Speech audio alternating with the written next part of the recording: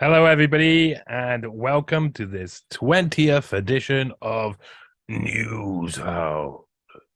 And we're going to look into your mind today. Yes, your mind. We're going to study something that they've been studying for a good deal of time, but have enacted in the past 15 years, which is just a form of psyops, psychological operations. And it shows when psychological operations became so mainstream that basically any concerns had been allayed over time enough that people just didn't complain about it enough anymore.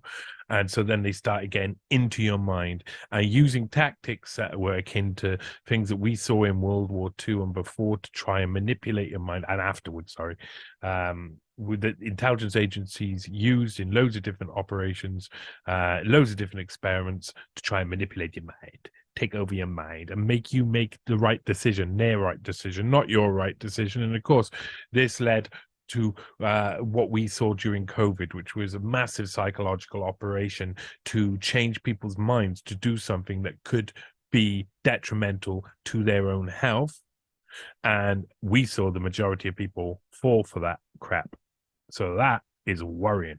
And what we're looking at today is something called behavioral insights, nudge units. We're looking at the people who are pushing you and where it kind of started and where the modern philosophy behind behavioral insight comes from.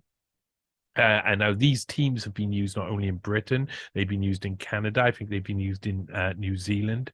And they're a way to examine the population, examine how the population acts, and find ways to manipulate that population. That's you. You're the population. So, seeing as you're so popular, or populous at least, let's go into this NEWSHOUND, this double-digit 20th edition. Oh, my God, all the twos are there. And here we go. We're starting off at the Sydney Morning Herald on the 9th of December 2000. So glad that we're back on NEWSHOUND. I took a couple of weeks off because I had to open up and launch NEWSPASTE, where NEWSHOUND will now be found. And this is such a fun program for me to go through the history and what's been going on in the world with you. And a lot of this I'll be reading for the first time. I'm going to get my cheap reading glasses on. A lot of this I'm going to be reading for the first time. I don't even know why I've got these headphones on. This is really interesting for me as well as for you, because this is a time where we are going to have psychological operations run on us, and we need to know and be able to recognize it. And I'm sure you already do, but you really got to make it so that when you see this sort of push, this nudging, you question what's truly going on behind the scenes and what the real reasons are. Because if they have to use behavioral, psychological manipulation, then obviously what they're doing isn't going to be popular if they say it out loud. Understand that dynamic is always present. We start off with the Sydney Morning Herald, where we look at this lady. I think she comes up again. I think she's quite important in the whole doctrine and how it comes to pass. And I think eventually she actually goes against it. She says she's not into it, but I might be wrong about that. I seem to remember this. I looked into a lot of this and I researched a lot of this about a week ago when I was looking at for a podcast I was going on, and I wanted to talk about this. And so some of this really surprised me. It was really surprised how open it was. And this is Shoshana Kokinski. Sounds like a Jewish Polish name. Jewish name, I was going to say. Slip of the tongue for some reason. Maybe she's Polish Jew. Who knows? I hope she enjoys that. Tap in the cultural melting pot, a recipe for success. And this is by Pam Kershaw. Many small businesses show a marked reluctance to engage with the issue of human diversity. Despite Australia's increasing multiculturalism with quotation marks, I think, and the globalization of business.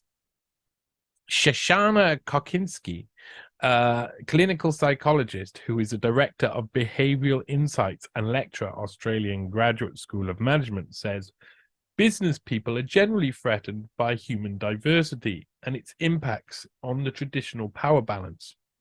Even at MBA level, executives tend to shun the subject unless it is examined in relationship to the bottom line. Otherwise, you don't get the attention of business, she says. But if you give them a rationalization like it's about business, so it's okay to investigate this, they'll put their foot in the water. So notice what this is. This is her saying they're not interested. Businesses aren't interested unless it affects their bottom line. So the only way to get their attention is to say, you need to be concerned about this, and then they'll put their foot in the water. So they need to cause some form of concern, so some form of mental reaction, a behavioral change that makes them think differently.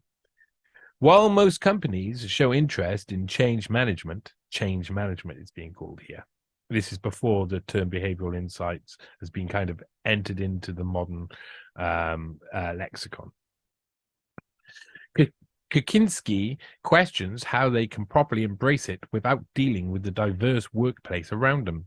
To my mind, it makes no sense without that context. But if people are so resistant to... change everything. If people are so resistant to structural change, such as technological change, how resistant will they be to people change where the power threshold changes? Population statistics show almost 25% of Australia's population was born overseas, but less than 40% of the people come from English-speaking countries. About 50 years ago, just over 80% of overseas-born populations came from such countries. Kaczynski says small business must engage with human diversity because service industries generate about 3/4 of national economy and employ almost 7 million people. People who are buying are not going to be majority of white Anglo-Saxon English people. It just isn't the way anymore. Businesses are dealing with the cultural differences every day and should employ staff who reflect their buying public. But many executives show poor skills in managing these cross-cultural relationships. Most managers I meet try to preempt me and say I'm colorblind, or I don't even notice that people are black, which is ridiculous, because if somebody is black, they're black. Almost as bad is the multicultural cookbook, where people assume, I'm not sure, where people assume all Asians, oh no, this isn't her speaking anymore, so I should pass over. Almost as bad as the multicultural cookbook, where people assume all Asians or all Arabs will have the same cultural traits. Kaczynski suggests executives involved in cultures they know little about should simply say to their employees or client, I don't know much about your culture of origin, and I'd be really interested to hear about it from you. They're admitting there are differences of culture at play in relationship, and they're giving power to the other party by expressing the interest to learn from them and show respect from them. Donald Alexander, a lecturer in public relations and professional communication at Central Queensland University, previously worked in corporate affairs for a big insurance company where marketing campaign to culturally diverse groups proved effective both with customers and staff. Alexander says the company was unable to reach customers in about half a dozen language groups. A search of its own workforce revealed a number of employees in this group who were then trained to handle inquiries. Social functions were held to introduce the concept of ethnic community leaders. Direct marketing was used, and companies were able to place bilingual experts on local ethnic radio stations. Business just shot up through the roof, Alexander said. One of the Chinese agents had 10 to 12% increase in business just from appearing on the local Chinese radio station, a voluntary basis to talk about financial planning. This Alexander guy, 10 to 12%. Is that through the roof? Alexander says the campaign was very effective internally because it made the staff feel their diversity was recognized. It made them feel, but there wasn't, was it? Companies who fail to manage human diversity may suffer from greater staff losses, as studies show the turnover of minority groups can at least double that of non-minority groups if they're not managed properly. Refusing to hire diverse workforce is counterproductive, as Kokinski says. Companies which gain a reputation as the best place to work for women and minority groups report an increased flow in high-quality job applications. Research also shows a more diverse group arrive at more creative, high-quality solutions to problems. Globalization is another imperative. Human diversity can be a driving force for business growth in the global marketplace, as companies require a complex internal environment to match that of the market and improve their understanding of it. American Express recognized this when it set up its Western Pacific headquarters in Sydney, as the city would provide a workforce that was bilingual in English and every other language of the region, Kokinski says. Similar moves can be expected in the telecommunications field during the next 5 years as Australia becomes a beachhead for telecommunication carriers to expand into Asia-Pacific region. So obviously, there's a shift going on, a business shift. It's a millennium. It's December. It's been it's almost a year into the millennium, and here Kokinski is explaining. Listen, if you don't change your behaviors and change other people's behaviors, you're gonna not have the best workforce to choose from, and you won't increase your margins as you want to. So of course, most businesses were starting to sniff around the idea of behavioral insight teams. You know, this was very easy for marketing and PR companies who were already quite industrialized to say, well, maybe I should be looking at this behavioral stuff, because if people do this, then what they do. But it was a while before it took hold. Now, what you see most of the time, that was a rare article about behavioral insight, because before for the millennium, it's not really mentioned as a science so much because it's got a lot of baggage attached. If you think about the whole world and changing psychology through some form of propaganda, and then you call it behavioral insight when it's just Leninist propaganda, then basically, eventually, you're going to be called out. And the place where it really was, and as you see from this Daily Telegraph article from the 18th of April 2001, my mum's birthday, says, this one's about you, pet. Why do writers turn to dogs for literary inspiration? Asked Judith Woods. A commonly held fallacy amongst dog owners is that there are altogether more robust species than the airy-fairy cat lovers. We firmly believe that all those brisk walks, scooping poop, and issuing forceful commands, albeit with varying degrees of success, makes for a sensible, down-to-earth approach to our mutts. The expanding market in dog-related writings would, however, suggest otherwise.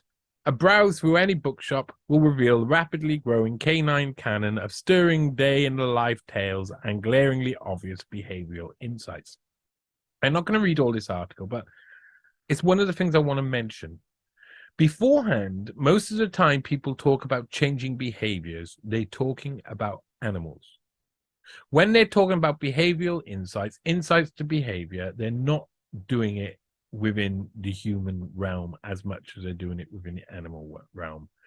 And at some time within 10 years from this article here, behavioral insight will be a normal term that's used, and it's made famous by one man in particular who really creates this doctrine that surrounds behavioral insights and nudge units worldwide, mainly in the Western world, but you can be sure, like you can see in COVID at times like that, as soon as the West do something, the rest of the world catches up eventually.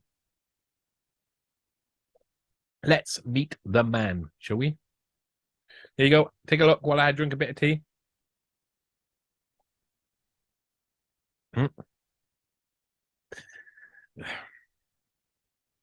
Here is Richard Thaler. And this is in the Daily Telegraph, and this is 11th of April 2009. So about 8 years after the previous article. And it says, celebrated economist wins vote of politicians. And he did. Yes, he did. And Richard Thaler is the guy who's really the man behind all of the creation of modern behavioral insight teams, nudge units. And we'll find out how. Here he is. Celebrated economist wins vote of politicians. U.S. academic hailed for discoveries on choice. That's how they frame it now, is on choice, on not on making people choose. Because if you were hailed for discoveries on how to make people choose, people would say, wait a minute, I'm not sure if I want someone else making my decisions for me or manipulating me in a way. But no, discoveries on choice. Choice words.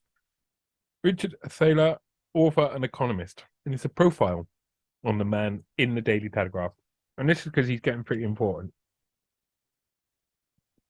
When Richard Thaler first met Barack Obama little over 5 years ago, he assumed the US president, then in his early stages of his campaign for US Senate, was destined for a slide back into obscurity.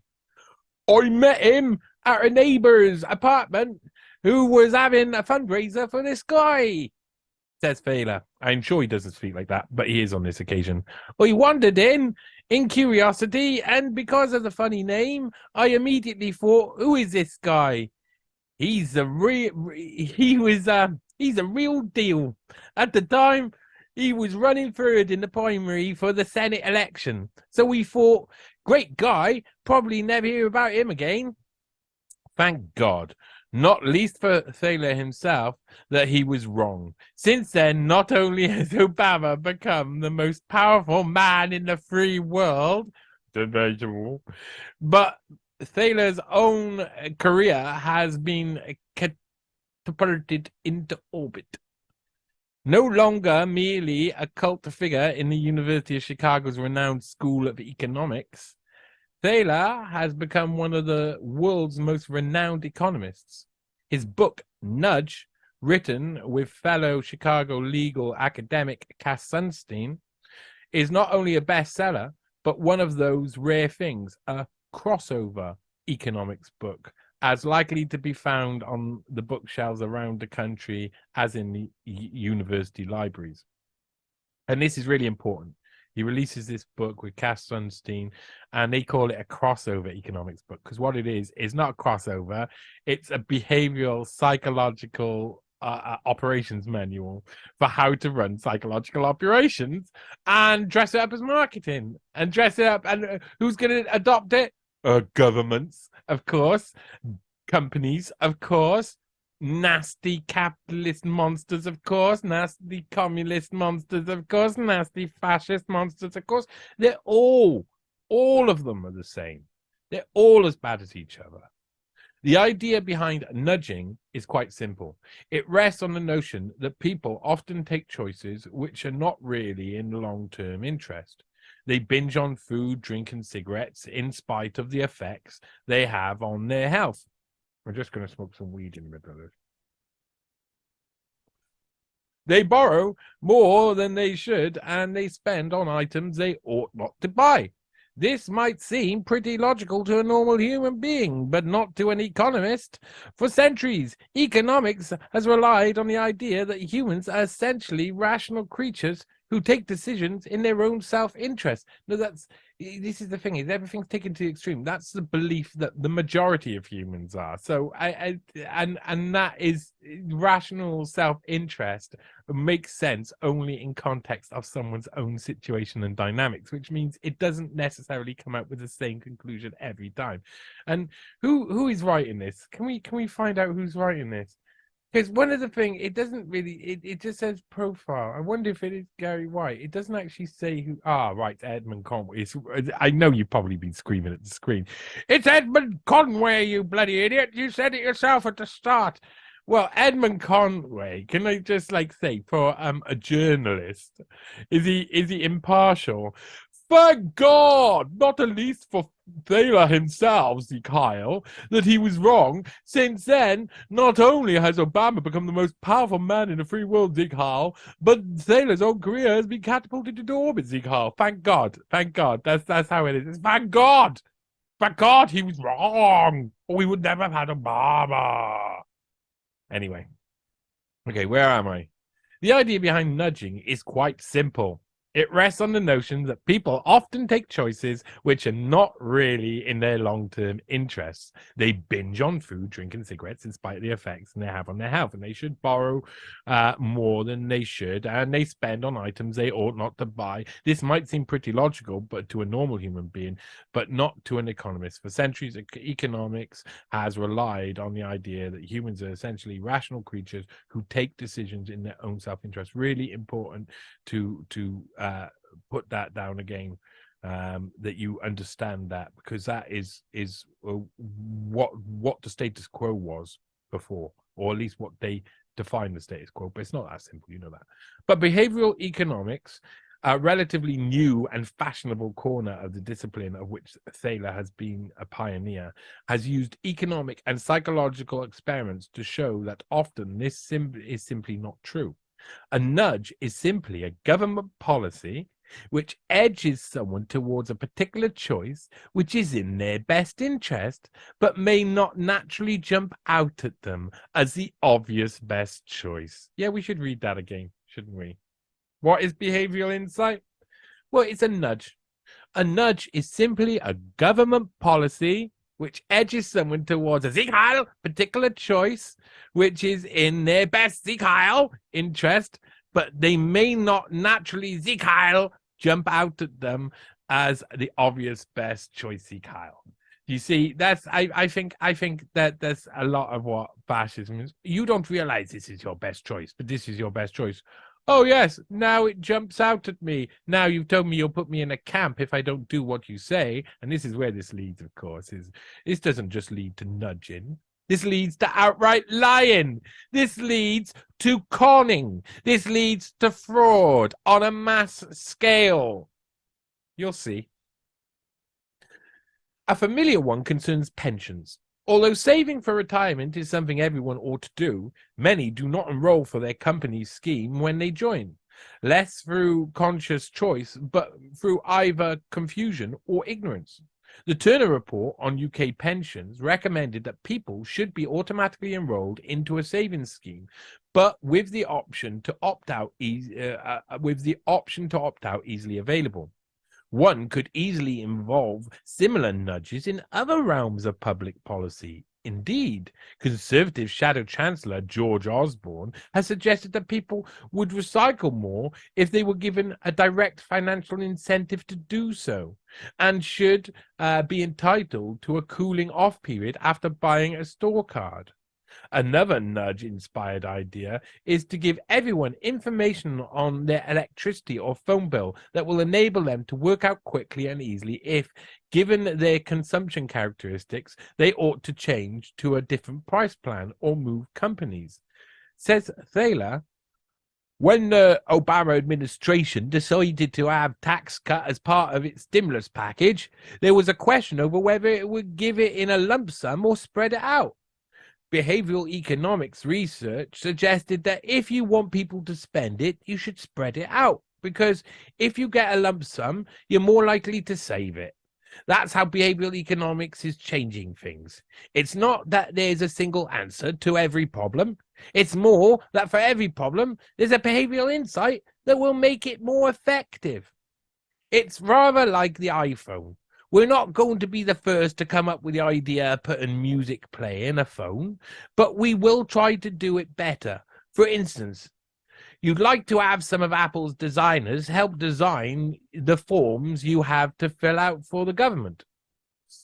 So the other idea behind nudging is that by giving people the appropriate data, they will make better informed decisions. No, giving people the select data, selected, carefully manipulated and coerced data will make them choose to do something. And they give you some innocuous examples of a cooling off period on a store card, giving people financial benefits to actual recycling, but that's not what we saw.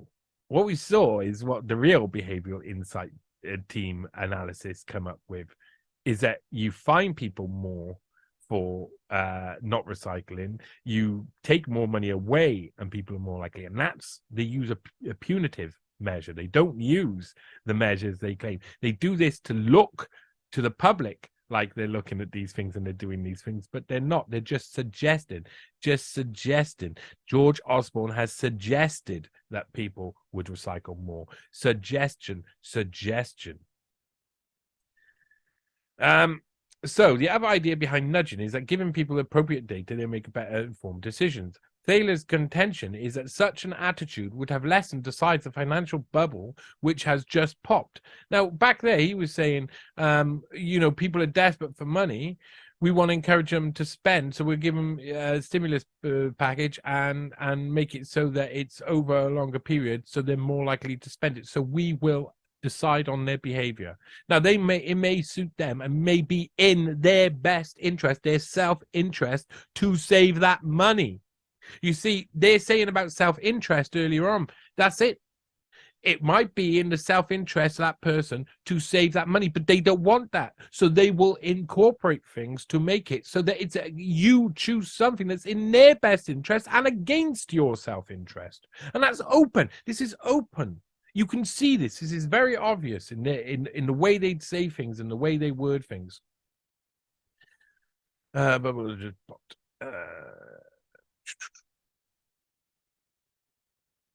Wow, this is some Thaler's contention.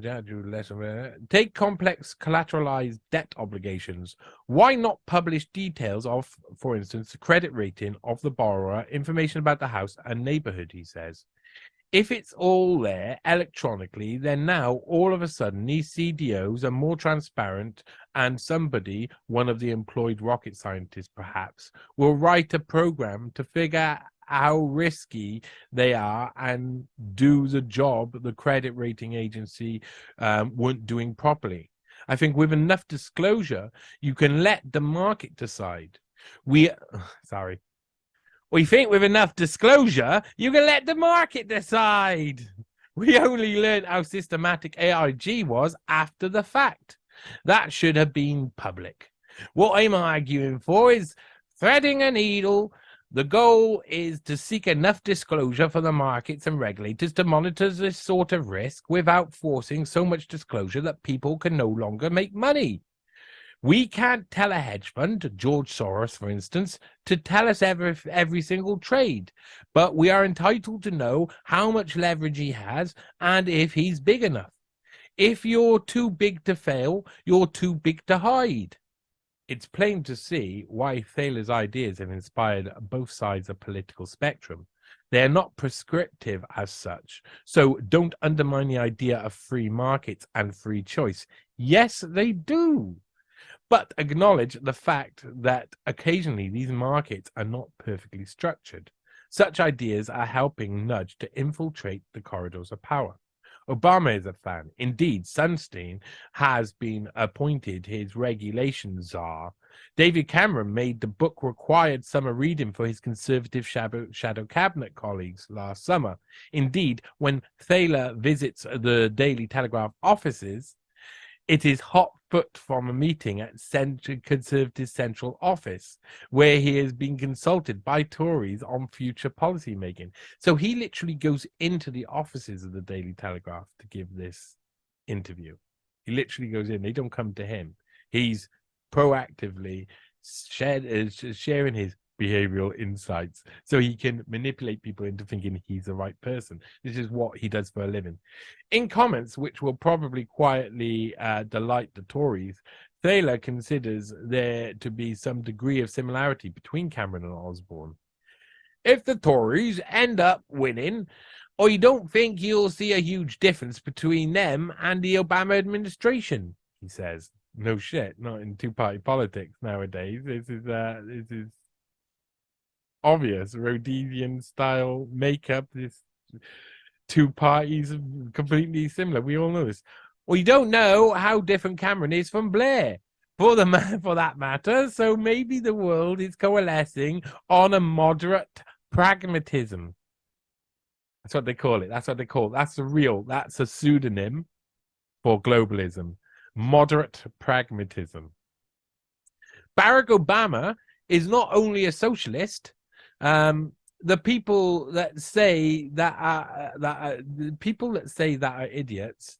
They don't know what socialism is. What do Cameron and Osborne have in common? It's pragmatism. They both strike me as very pragmatic men who want to do what it takes to solve a problem. Ringing endorsement indeed. And there you go. That is a really important start to this. Richard Thaler, this is a guy who began with this behavioral insight, dragging it into politics properly. So, who is he? Well, he's born September the 12th, so right on the end of World War II, 1945, in East Orange in New Jersey. An American economist who has been awarded the 2017 Nobel Prize for economics for his contribution to behavioral economics, a field of microeconomics that applies the findings of psychology and other social sciences to the study of economic behavior. In published work spanning more than 4 decades, Thaler explored how economic decision-making by both individuals and institutions is systematically and significantly influenced by natural human cognitive limitations and biases, among other psychological factors. His findings consistently refuted the common assumption within economic theory that individuals always act rationally and selfishly, an idealization that most economists had nevertheless accepted as valid for predictive purposes, predicting the majority, not all of them. If you said that everybody was that way, of course you'd be wrong, and everybody who was within that school knew that too. Thaler's identification of specific ways in which people's real economic behavior deviates from rational norms are important. Practical implications have important practical implications, suggesting that many public and private social policies could be made more effective by incorporating subtle inducements or nudges designed to steer people towards good decisions, making without ultimately depriving them of freedom of choice to choose an approach that Thaler and others called libertarian paternalism. Now, it says a bit more about him down here. And of course, as you can imagine, let me close a couple of these pages a sec. As you can imagine, he has a Wikipedia page, and I don't spend a lot of time on Wikipedia. When I scan a Wikipedia page for research, I'm looking at what the establishment want you to believe, and then I'm deciding on the rest of it. So I'm not saying that these guys are wrong, like this Wikipedia page will be all wrong, but you know that Thaler and his people themselves would have had some sort of effect on it, so you can't take it as given. It can lead you to research other areas, and that will often open up different avenues.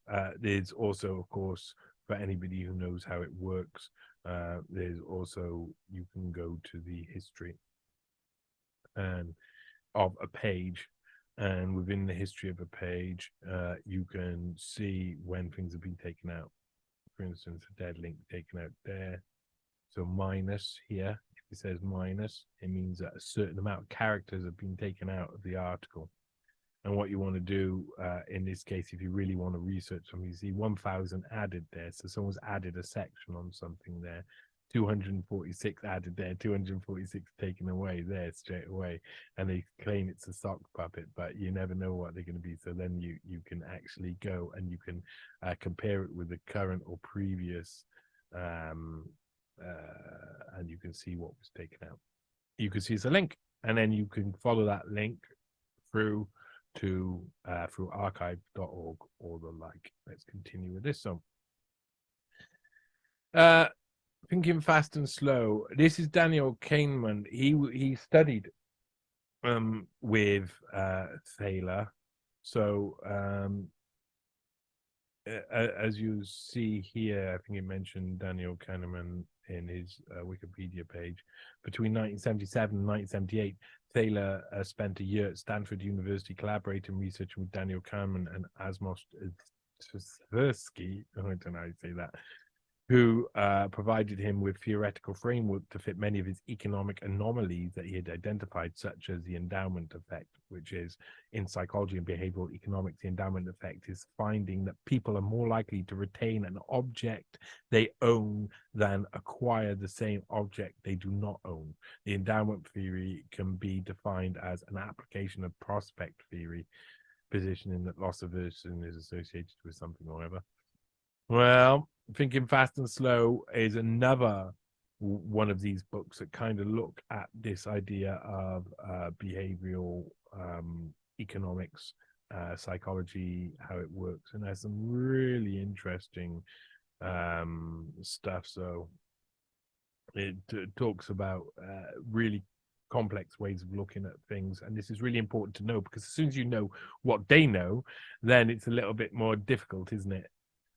So this got a lot of traction. This whole fact that Obama and Cameron were about to get Richard Thaler to come along with them. It was extremely interesting for most people. Many years ago, when David Cameron was still at school, boys of his age would fall about laughing at Monty Python sketch involving two men in a pub, one of whom was desperate to draw out information about the other's sex life. What a terrible first line. Oh my God. If I wrote that, I'd have to stop being a writer. And I do write stuff like that, so maybe I should stop. No, but I mean, that is a terrible first line. His continually repeated phrase was nudge, nudge, wink, wink, say nudge, nudge, wink, wink, say no more, say no more, say no more. So when Cameron was young and still at school, boys of his age would fall around laughing. So they're trying to give you a sense that, look, Cameron's like everybody else laughing at Monty Python, but it's not. It's like saying, oh, he's laughing, nudge, nudge, wink, wink. Nudge, or with that, a wink, has a special meaning in the modern political theory and was very much in vogue in Mr. Cameron's circles 2 years ago, before the current economic crisis began. Then it disappeared, as if they had decided to say no more. Now it appears it is back. The man who elevated nudge into a political catchphrase, the Chicago-based academic Richard Thaler, says that his idea is at last getting serious attention in Downing Street, as it is in Barack Obama's White House. If they got Barack Obama's White House was brilliant for PR. They got something in there. Everybody around the world was like, we can now relate it with Barack Obama and say he did it, and ride that wave of popularity of that guy who's not going to do anything, and things only get worse under his leadership. A behavioral insight team, known colloquially as a nudge unit, is reported to be growing in influence inside Number 10. The team includes the academic David Halpern, a former advisor to Tony Blair. He reports to Steve Hilton, Mr. Cameron's director of strategy, and the cabinet secretary, Sir Gus O'Donnell. Vince Cable, the business secretary, is said by Miss Thaler to be very much on board. So Vince Cable, for those who don't know, was part of the what do they call it? When two parties, coalition government, they came together, Liberal Democrats and Conservatives, to defeat Tony Gordon Brown, and in doing so, they created this weird coalition. And even though they acted like they were going to be like steering the Conservatives, they just did everything. Vince Cable was on board with everything. All of them were on board with everything. They put up a little bit of pretend fight publicly, but they did everything. They were just in government, loving power, just, pretending that they're the boss, but they're not really, are they? Professor Thaler visited Britain in 2008 to promote his theory, met Cameron, and made such an impression that for a time he acted an unpaid advisor to the Tory leader. Unpaid advisor. A psychological, like a guy who mainstreams psychological operations offers to be an unpaid advisor to the most likely potential leader. This sounds like an operation. This sounds like Thaler isn't alone, just deciding to do this and just trying to get on board as an advisor. This is about nudging foreign leadership from America into doing what it wants it to do. His day job is directing the Center for Decision Research at University of Chicago, where he studies behavioral economics and finance, as well as the psychology of decision-making, which lies in the gap between economics and psychology. No gap. He also investigates the implications of relaxing the standard economic assumption that everyone in the economy is rational and selfish, instead entertaining the possibility that some agent in the economy are sometimes human. Oh, it's so stupid. It's like it's all one way or the other. These are created paradigms that are always false, and they know they're false when they implement them, but they do it so they can get away with things during a certain period. During the last period, it was easier to get away with certain things if you lived under the dynamic that said, we're doing this because everybody is this certain way, but they're not that certain way. Shut up, get out, you're fired, you're not thinking in line with everybody else. Yeah, but what you're thinking is wrong. Shut up, because you're the minority. We've been able to identify you because you think outside the grain. Then the whole ethos changes, and someone else is pushed out for another reason, and it's a way to keep the people on board who will do what they want, what the company wants. Company men, find company men. To some people, this may sound like an obvious statement, bleeding obvious. Young people would be behaving rationally if the money they spend on iPhones was put into a pension fund. Instead, but most are not going to do anything so far-sighted without very heavy prompting. According to Professor Thaler, we would all invest in the stock market if we were rational, but we do not. Smoking, overeating, and taking no exercise are other examples of irrational behavior. No. Again, this is really clever how they try and manipulate this. According to Professor Thaler, we would all invest in the stock market if we were rational. Not true. The stock market is only dependent on the era, on how finances is going, and whether you've got enough money to put into a stock market. And most people are living hand to mouth, day after day, not being able to afford stuff. So they can't even process the idea of spending a large amount of time outside the obligations they have to their family and their work and to their own, keeping their own psychosis from falling apart, or from taking control of their actions. They instead have to decide, what, I'm going to go and invest in the stock market and learn how to do that. That's not going to happen. They're too busy with their other things. This is just, that's short-sighted, easy, simplistic, simplifying human beings. And the stock market isn't for everybody and isn't very, it doesn't just create wealth. It doesn't mean that you're just rational. So there is a lot of stupid stuff about it. So where are we?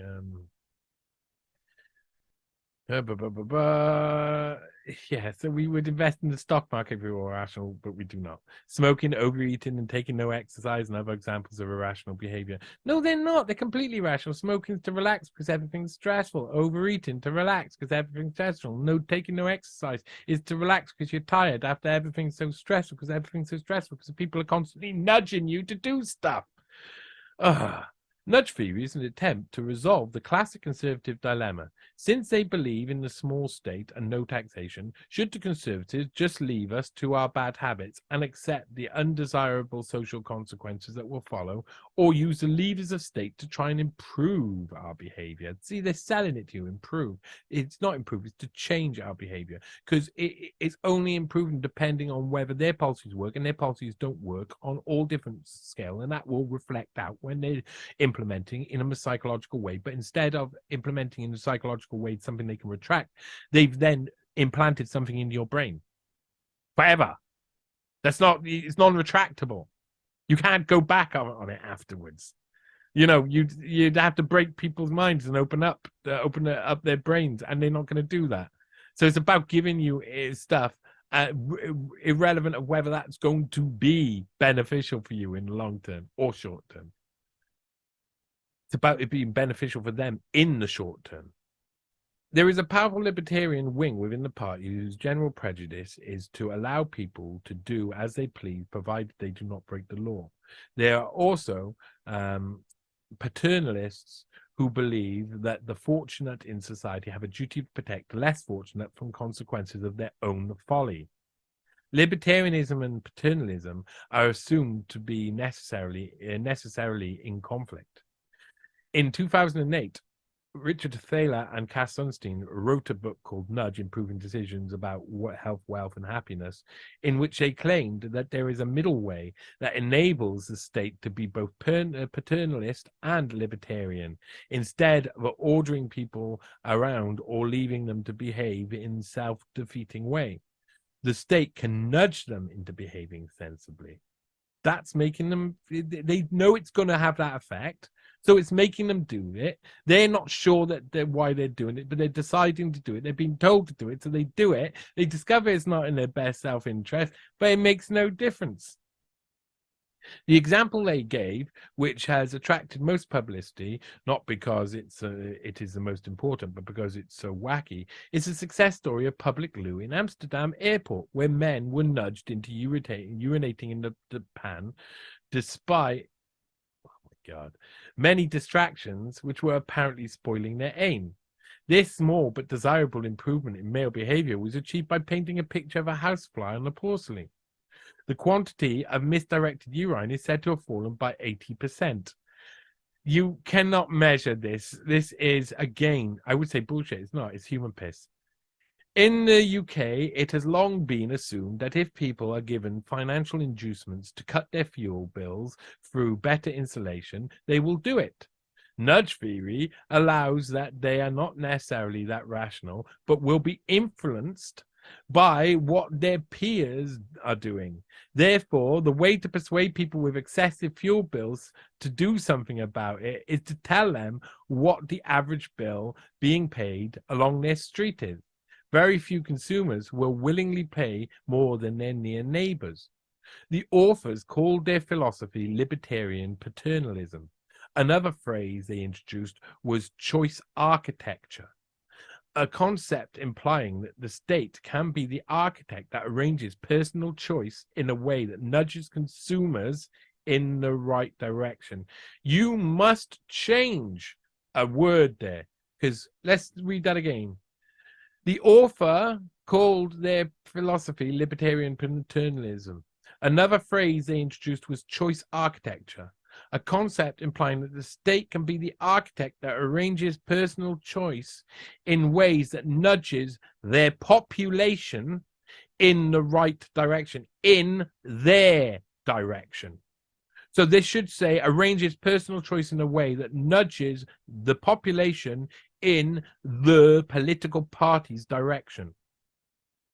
Not everyone who had read their book was overwhelmed. The writer, Peter Wilby, thought it was pretty marginal to what politics ought to be about.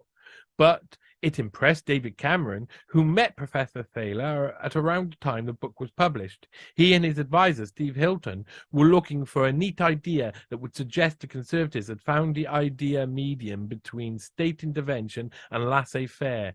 In August 2008, the book was included in the list of suggested summer readings circulated to Tory MPs. Then all went quiet as the economic crisis hit the UK. There were important things to talk about. And the next time for Tories reached for a big idea, they produced The Big Society. But The Big Society left civil service cold, despite the fervent conviction of David Cameron put in his extortion more like, to the public to be more civic-minded, because it did not translate well into policies. It does not answer the question whether it is government business to deter people from adopting bad habits that damage their health or wealth. Yet ministers have to make these choices. If they intervene, they can be accused of running a nanny state. To do nothing risks appearing irresponsible and uncaring. But if the theory works, they can avoid either of those extremes by nudging. So this gave them best of both worlds. And this is what it was about. Best of both worlds. And there you go. This is the Nudge book. What do you say? Wonks at the White House. They are the Wonks, two middle-aged scholars from Chicago whose gifts for explaining even the most complex legal and economic conundrums in terms that Joe public can understand, has turned them into a cult figure in both the dusty halls of academia and beyond. But for men who are frequently hailed as visionaries and whose book, in particular, the hugely influential Nudge, have achieved a rare distinction of filling libraries, holidaymakers' suitcases, and presidential bedside tables, Cass Sunstein and Richard Thaler boast surprisingly dodgy political antennae. The first time they encountered a local politician called Barack Obama, they presumed that his career was headed nowhere. I met him at neighborhood apartment, Thaler once recalled. At the time, he was running third in the primary for Senate election, so he thought, great guy, probably never hear from him again. Fortunately for their careers, at least, they were wrong. Mr. Obama's rise has propelled the academic career of Thaler, hitherto an largely anonymous 64-year-old economic theorist, into orbit. So Obama caused this guy and the support to go big. Sunstein, a formidably brainy law professor, has done even better. Now he earns crust at the White House as the White House regulatory czar, bringing the ideas that inform Nudge to bear on the White House decisions from everything from shaming companies so they pollute less to getting people to make use of their tax-free pension plans. With his wife, Samantha Power, who sits on the National Security Council, he forms one of Washington's foremost power couples. What? Sunstein? His wife is Samantha Power? Oh, really? Wow, isn't that interesting? Well, you can see that people who know how to change and manipulate people's behaviors are in the halls of power again. And that's it. That's Nudge. This is the book by Thaler and Sunstein. Look at the wonderful paternal elephant. He's nudging along his little child. Keep walking forward. It's a cliff there, Daddy. Shut up. Keep going. I can't feed myself, so I'm not going to feed you anymore. Goodbye. Yes, that could be what is happening. And how do we know? Well, we don't, do we? And it describes in the Wikipedia page on the notebook, it describes different fallacies: anchoring, availability heuristics, representative heuristics, status quo bias, herd mentality. It basically examines how to make people do things that they don't necessarily want to do, which is what everybody in power wants to do, isn't it? So we're nearly out the bottom. And again, so by 2010, all these articles come out, and I wanted to show this because we're going to start getting through some more stuff now. And again, this talks about big society, and this shows you, look, there's the fly in the toilet pan in Amsterdam, I believe. There's a fly etched on this urinal. Number 10 is looking very hard at its role in public life. So, they're looking, they're advertising, and they're loving the idea that you can make people proverbially piss in the right place. 80% increase. I mean, if that peeing on the floor can be changed to people's decision making, you can almost get people to do whatever you want. Think about that. So it begins by 2010. There's new people being brought in. Sassy and sexy Isabella Spearman. Look at, she got such a Tory face on her, sassy and sexy. It's like, what do you think? This is Evening Standard. Eventually George Osborne would go work for Evening Standard. The Conservatives are so aligned with the Evening Standard, so you can't trust anything they say on the Tory party. It says Sam Cameron, stylist, is on the public payroll. So this is Samantha Cameron, stylist. David Cameron faces a fresh row over Whitehall appointment today as it emerged his wife's stylist and Tory's former brand guru had been hired at taxpayers' expense. Isabel Spearman, a former PR designer Anya Hindmarsh, is Mrs. Cameron's personal assistant. Described as sassy, sexy, incredibly organized, she is reported to go shopping with Mrs. Cameron to help her choose outfits. Anna Marin Ashford, 31, former head of brand communications for the Tories, has been put on a new behavioural insights team in the Cabinet Office, which looks at how the government can persuade people to change their behaviour. Mr. Cameron is already under fire for putting personal photographer Andrew Parsons and former web camera editor Nikki Woodhouse on the public payroll. A government insider insisted Mrs. Spearman's role was largely administrative, and Miss Ashford was not involved in imagery consultant, but working only on strategy. This is the start of them pulling in people who are focused on brands, image, and PR into the behavioral insight team, and trying to get these people who had been close to them. Sorry, I was poking right by there with me, and then didn't mean to do that. Getting them to poke people in the right way and teaching them this doctrine, which would allow them, of course, to progress in their own careers in a different way. And here we go. This is where it begins. Give me a second, though. So, just had to get a quick drink of some German cola. Oh, yeah, Fritz Cola. They don't pay me for that advertising. They deserve to be advertised. They're pretty nifty. Where were we? Nudge, nudge theory. PM's guru shows how to cut students' sex. David Cameron's nudge guru has claimed he knows how students could be made to have less sex and stop getting drunk so often. Now, come on. If you were a student, what's the fun of being a student? You got to study all the time. You got to put all this information into your head. Your brain hurts all the time. You're learning to go from being a child and acting like a child to being an adult and acting like an adult. And it's a transitionary stage. And we all know it. Those who in student cities and towns, I'm in a student city in Cardiff. You go out in Cardiff when it's the start of student time of students coming back or just before they leave, and most weekends in between when they're here. It is bedlam. It is nightmarish. People are out doing stupid things. Kids act stupid, act crazy, and they're growing up. So taking away having less sex and stop getting drunk so often, that's part of the process. So they're trying to stop the only fun part of a really boring process. So what will that make humanity? Will you see that bedlam and people being able to express themselves like that and learn how to get on in society and how to have fun? Or are they trying to make a load of work ants that only do what they told and don't make any trouble, don't cause any issue, don't go out of the realms, don't think outside the box? Because that's what it's all about. That is what it's all about. Dr. David Halpern told Lord's Inquiry some were indulging in nocturnal activities to ape their boastful peers. But in reality, these braggers were not living it up as much as they claimed. By shattering the myths around sex and alcohol excesses at universities, students could be persuaded to adopt healthier lifestyles, says Dr. Halpern. He's the £100,000 a year head of the Behavioural Insights team at the Cabinet Office, which is looking at how the public can be persuaded to change behaviour. Psychological operations. That's what a psychological operation is.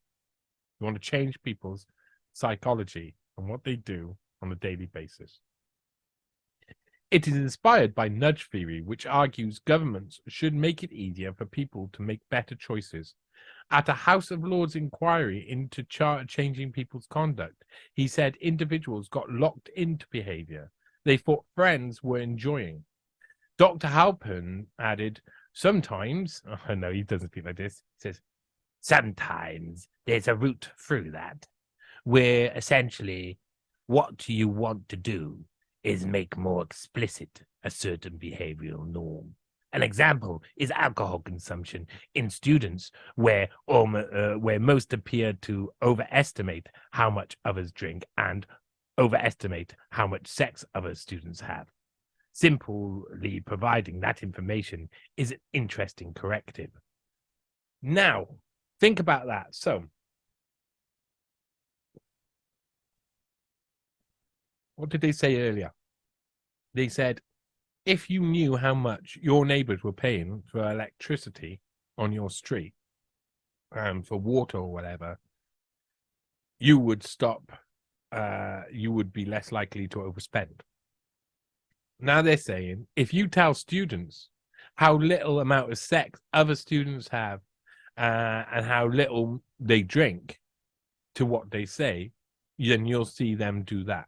You'll see them do what their peers do, but you've got to tell them what their peers are doing.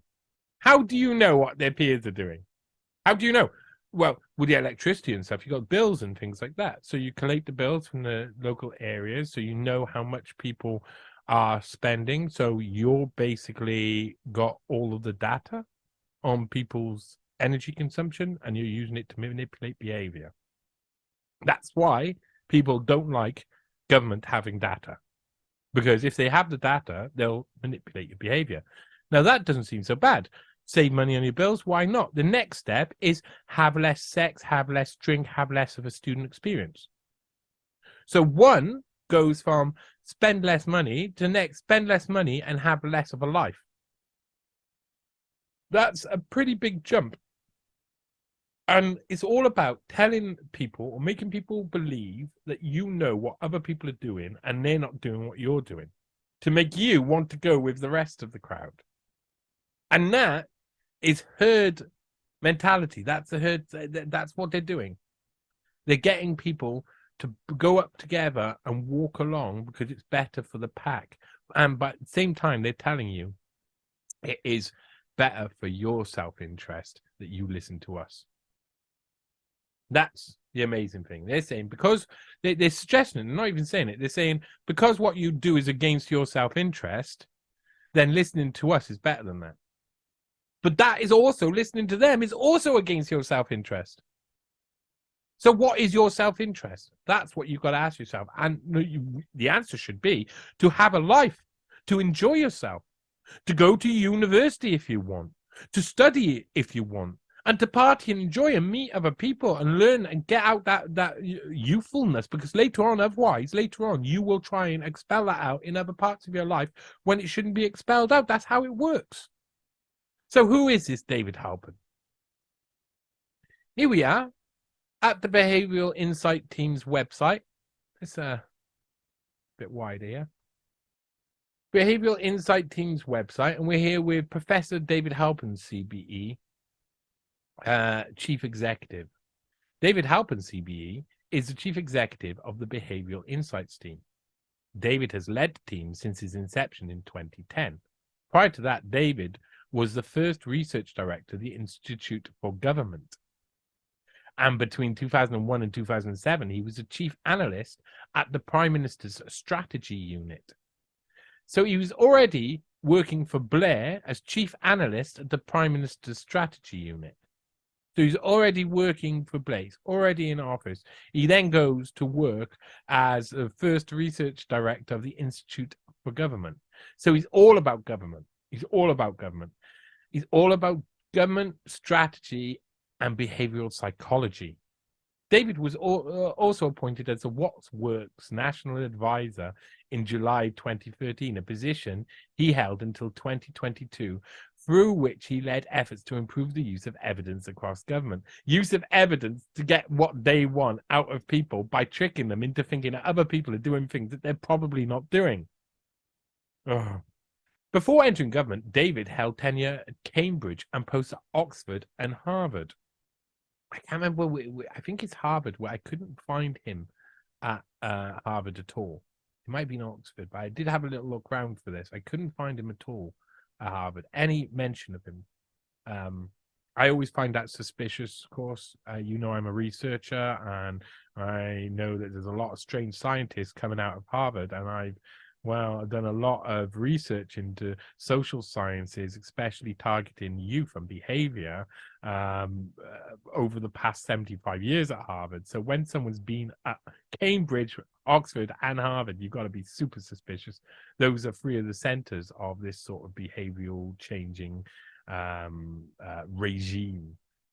Oh, these people.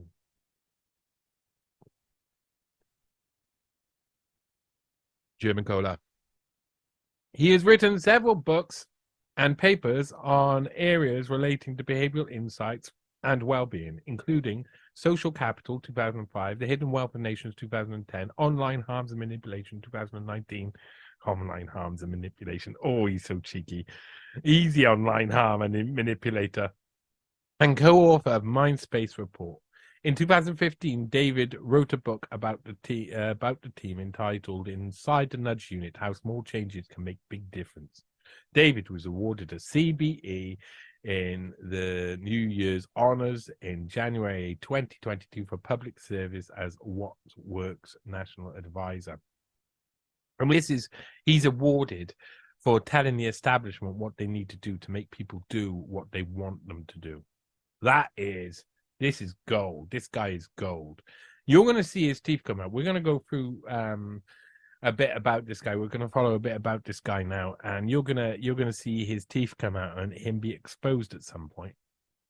So let's have a look through. I'm not sure which ones of these we're going to be looking. Well, anyway, there's his Wikipedia page. There he is. He's Halpern at Chatham House in June 2014. Well, of course he's at Chatham House, the place which started like the CFR, Chatham House, that sort of policy study group, ruling the world behind the scenes for people who are just bloody awful. Bloody awful. So you can see some of the things that they say on his Wikipedia page. We've done most of it, but what I wanted to bring note to was he is one of 56 individuals named by the UK government as contributing to the Scientific Advisory Group for Emergencies in response to COVID-19 pandemic in the United Kingdom, focusing on behavioural changes such as increased hand washing.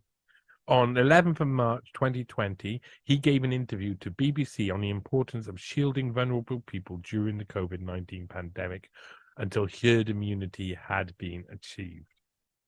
So, proponent of the strategy behind COVID, and he's one of the many who were put on board because they needed the psychologist, because they needed to run a psychological operation during COVID. There was a massive amount of psychologists used to try and change your behavior, to do something that was against your self-interest, and against the interest of wider society. That's what perverted science looks like, my friends. That's what perverted psychology looks like. In 2016, Halpern was elected a Fellow of the Academy of Social Sciences. He was appointed Commander of the Order of the British Empire. 2023 New Year's Honours List for public service. Of course he was. Of course he's given that sort of a bonus. And again, if you want to know more about people like this, then you go to their histories and you can just give a click on that and you best say. So David Halpern, he's pretty important, isn't he? And now we start to see from December 2010 what they were really looking at doing, and it was a start seems positive. Smokers get free nicotine patches.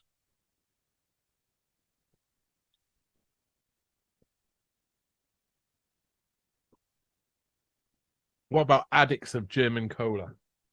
What about us, eh? Damn you all. Anyway, so the twin campaign, I'm going to skip through some of this.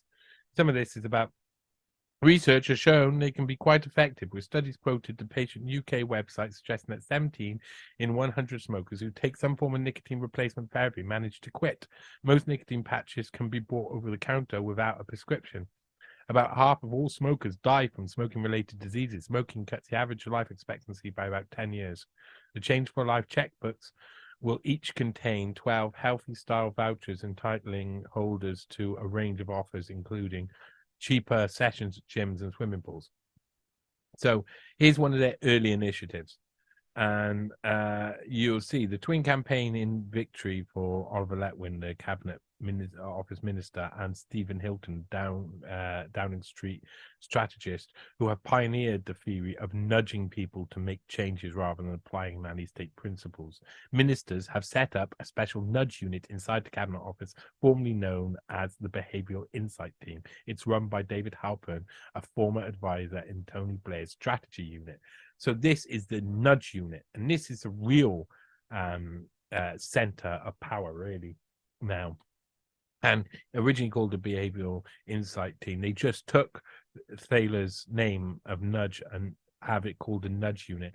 And so this guy was doing this through Tony Blair, probably through Gordon Brown, through the Institute of Government or for Government, and then onwards through David Cameron up until like very recently. And so here's another one. Musical stairs could set the tone for leading healthier, lighter daily life. So they start off by saying, look, you can do these little things to make people react differently. Stairs in stations and public buildings could be adapted to play tunes as people stand on each step, making them fun to climb, a government report suggested. Encouraging people to take stairs instead of lift and escalators could cut obesity and increase public fitness, Whitehall has said. The suggestion was made by the Behavioural Insight team at the Cabinet Office, a group of economists and scientists who are devising ways to change public behaviour without passing new laws. Its work is central to David Cameron's promise to end nanny state government and put more faith in people to make their own choices. In the report, the behavioural team suggested a range of ways to nudge people into taking better care of themselves.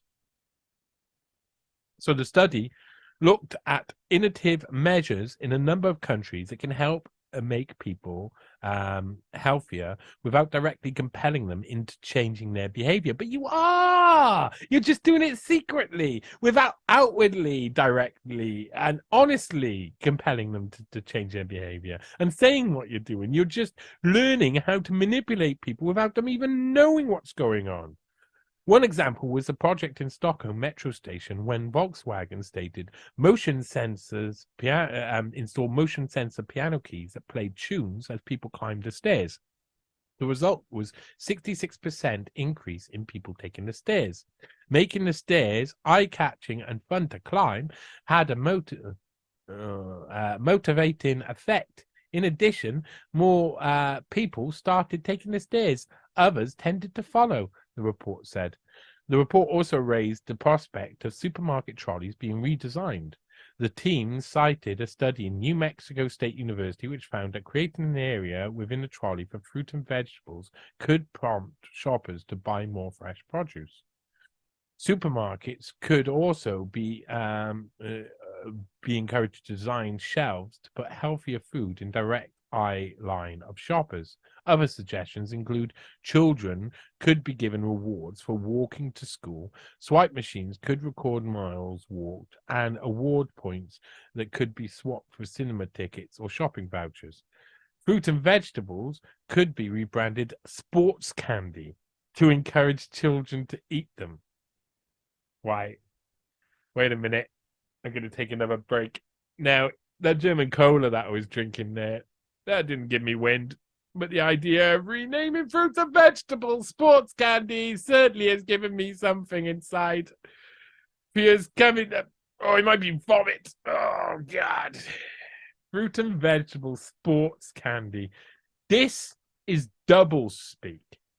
We know what this is. We know it. Eat your sport candy, child. It's broccoli, Mum, and you know I hate it. Stick your sport candy in your mouth. Shut up and eat your sport. But that's a candy. That's a carrot. It's not even the same thing. Shut up. It's sports candy or sports. Eat your sport candy pie. It's peas, Mum. I don't even like peas. I'm allergic to them. Shut up and eat your sports candy. They love it. They love it. Children who undergo regular blood sugar tests to check for diabetes could get points that can be exchanged for computer games. Oh, teenagers should spend time supervising and playing with toddler to show how much work it is involved in rearing a child to deter teenage pregnancy. Oh, give a teenager a child. Go on, here you go, child. To give this child to this teenager off to the park. But I don't know what to do with it. Shall I put it in the river? Shut up and learn how to look after children. Nudge, nudge, nudge, nudge. They don't really care about any other possibilities apart from what they think will. Children will do this if we give them games. Okay. So what happens once children do that? What then happens? What happens when you've rebranded all vegetables sports candy? What happens then? When kids are going, this is fucking stupid. that's something made up by people who don't understand anybody. Because not every form of branding or rebranding works. You've put a load of marketers and PR people in a department that focuses on changing psychological behavior in manipulative ways. This is subverting democracy. This is subverting law. This is subverting your mind, kid's mind, and not even only looking at the one positive consequence you're aiming at. Not looking at what it means in the long term. Teenagers should spend time supervising. Smokers trying to give up could be asked to sign a contract where they lose or keep rewards based on whether they pass regular tests. Listen to that. It starts off, oh, you get certain rewards, but you lose them. Oh, what's the reward? Eventually, it'll be your pay. You won't get so much pay if you don't stop smoking. And we saw this all through this period in different parts of the world. We saw them the past like 15 years saying, oh, if you don't stop smoking, you can't work at this warehouse and stuff. We don't do smoking breaks at this warehouse. We don't have a smoking area. To try and nudge people, constantly nudging by incorporating rules that are like fascist. So basically enforcing a fascist state. Oh, right. Okay. Is that what it is? Universities should begin advertising campaigns telling students that their peers are drinking less than they think. The team found that many people tried to match falsely high estimate for friends' consumption. I had friends back in the day who could drink 12 plus pints in a night easy. So I don't know about that. All new drivers should have to make an active choice about registering an organ donor. As an organ donor, people should look after elderly neighbors in exchange for virtual money they can spend on their family's care. We're taking away the NHS care principle of free at the point of use, so that you can then be offered care. You can have care as long as you look after your elderly neighbor. This is a big society. That's what it was like. That's what the ideas were. Similar citizen-to-citizen welfare schemes are already in use in Japan. Yeah. Oliver Letwin, the Cabinet Office Minister, said, there are often cost-effective ways of encouraging behavioral change that will lead to better results for individuals and for society. Speed count. Oh, and there's another. So there you go. That's intriguing, isn't it? Musical stairs. Yes, of course. The Daily Telegraph. But it's not just musical stairs. As you see, they listed out all the different things that they're looking to do. These are all the suggestions that by 2011, beginning 2011, they're like, we're entering a new world of behavioral psychology where we can make you do this, so we're going to do this whether you like it or not. So they start going through and they start releasing. So July 2011, shoppers to be told running cost of new appliances. So shoppers are to be told the annual running costs of new television, dishwasher, and fridges to persuade them to save money and help the environment. Campaign groups claim that the current information on energy use is graded from A to F, does little to explain what impact buying different brands will be on electricity bills. Ministers are also convinced that people can be nudged into buying green with a promise of financial savings in the future. The consumer group Which and business leaders from Confederation of British Industry are in talks about drawing up a standard of how every electrical gadget and kitchen appliance can be labelled with its running costs. It would mirror the per-year cost data already published for new cars. Okay, that's easy to do on cars, less easy to do on other things, which I don't think we've seen any of this, have we?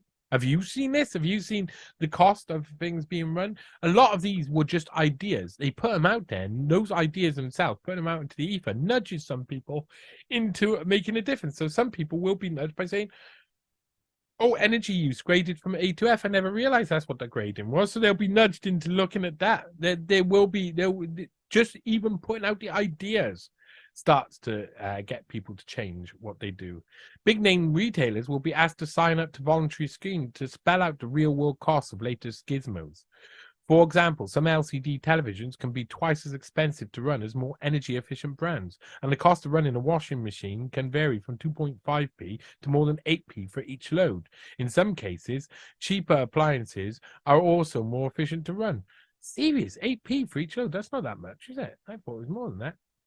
According to data from Sustit website, a Sony PlayStation Slim 3 costs £24.5 a year to run for 2 hours every day, compared with £6.75 for a Microsoft Xbox. Oh my God.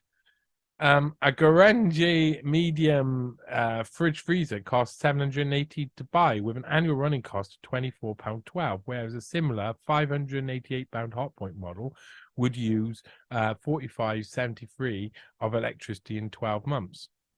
Chris Hume, untrustworthy, Secretary of State for Energy, believes the key is to make costs real and tangible rather than abstract.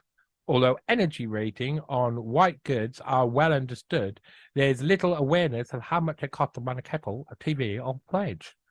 Each day, each year, I choose. I don't know why he turned Asian at the end there. He said in a speech earlier this year, until you put the price on it, it's easy to ignore.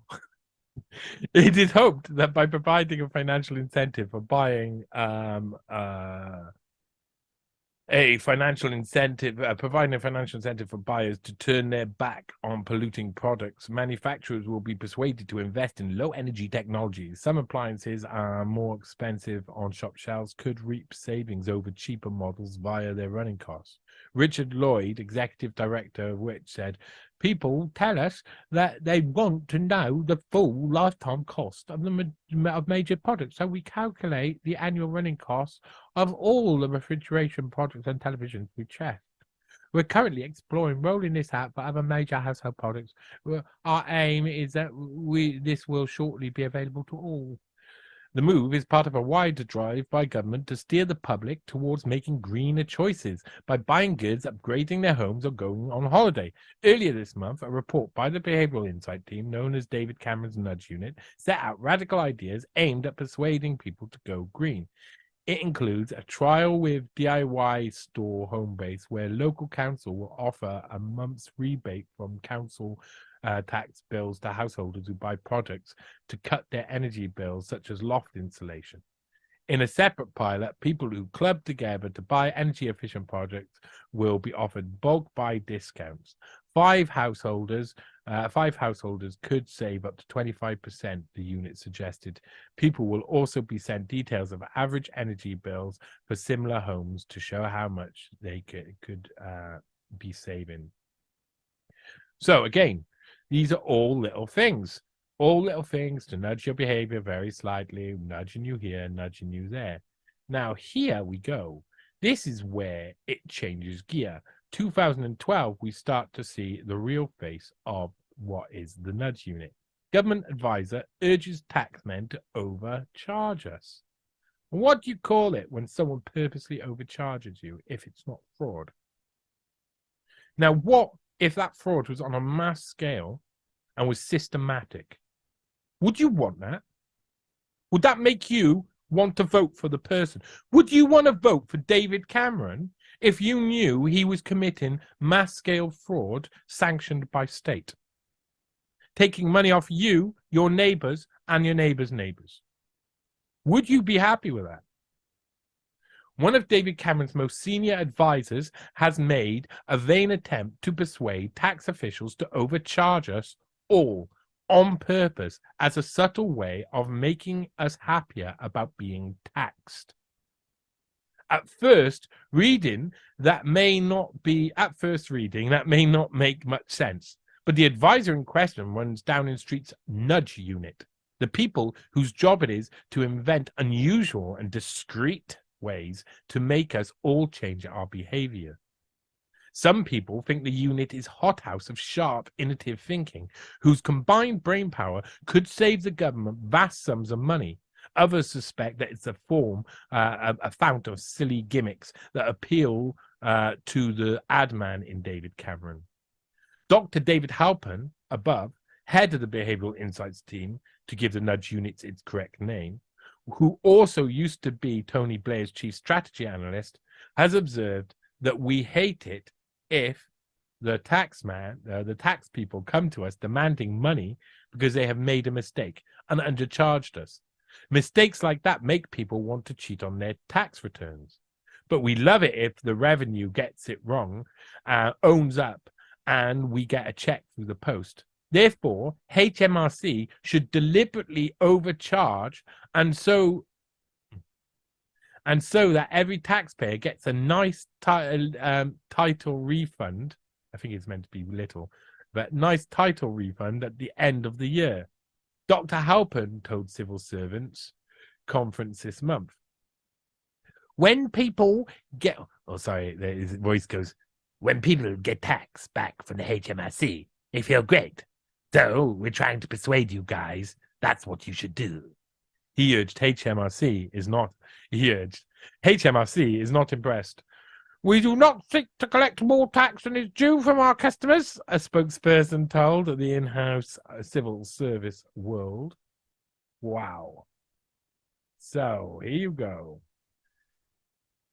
This is David Halpern telling HMRC they should systematically defraud the public to make them happier. This is where, within 2 years, the nudge unit goes to. The systematic theft of almost every British citizen. This is fraud. Yeah? And why is this guy not in jail? Why is Halpern not in jail? Why is Halpern, why is he not kicked out by here? Why is he given an award eventually? Fraud. Systematic, national, wide-scale, mass fraud. Ponzi scheme. Basically. But the next year, they're still going at it. They're still doing the same thing. Switch off your cell phone. Set yourself free. They're already trying to give you, this is in the Ottawa Citizen, they're already trying to give you different behavioural insight teams around the place, all trying to give you the same thing. This is still from London, though. This guy filming. They're filming so that they can watch you. The problem with smartphones, warned Professor Paul Dolan of the London School of Economics, is that they distract users' attention from the people around them. We all know that. But why are they trying to make you put down your cell phone in 2013? Because for the governments, all the governments around the world, they were not popular. News was bad all of the time. They were putting squeeze on spending on people, cutting services. People were complaining. So they were going online. And people were collecting online, and they were forming groups. And they wanted you off your cell phone. Around that time, they wanted you off your cell phone. And that's what they did. Switch off your phone, the cell phone. Set yourself free. They give you a reason why you should do this. Commentary. Silence may truly be golden in the age of the ubiquitous mobile devices. That is truly like a line from papers in the 50s and 60s. It sounds like that. I read a lot of those. London. Will miracles never cease? I learned on Monday there's a team of officials in the UK Cabinet Office known as the Nudge Unit, charged with suggesting ways people can make small changes to improve their lives. Naturally, this sent the taxpayer and me into a lava of indignation. No wonder the national debt is so mountainous if crackpot initiatives like this are given the green light in Whitehall. But then, wonders of wonder, out of the Behavioural Insights team, as it's formerly known, emerged common sense so beautiful and bracing that it was like being nudged by Marilyn Monroe. What, while she's high and naked and being passed around by gangsters? Is that what the Marilyn Monroe guy? People have a weird way of expressions. Is it Marilyn Monroe while she was ODing? Is she nudging you then?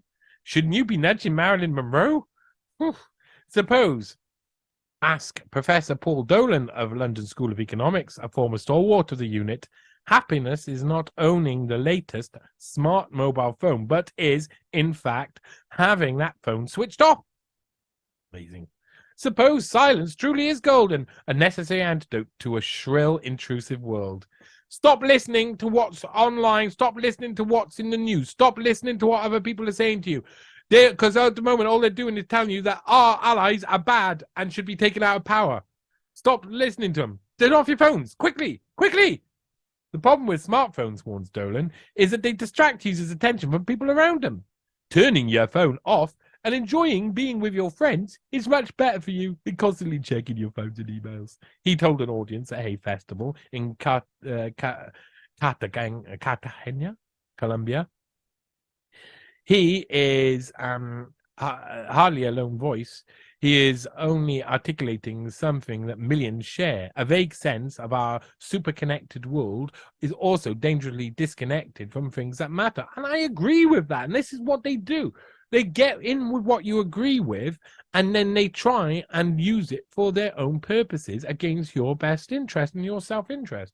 Because at the end of the day, a lot of the time we're in our phones for a good reason. We're sharing work, we're doing other stuff. And yeah, I'd like to be out of it more. I don't want it attached into my head. I don't want it to be part of my makeup and my body, of course. But there's certain levels that we give away to these technologies so that we can use them and have an easier life in a certain sense. So there is a balance to be had. Switching off your mobile can improve your emotional health. True.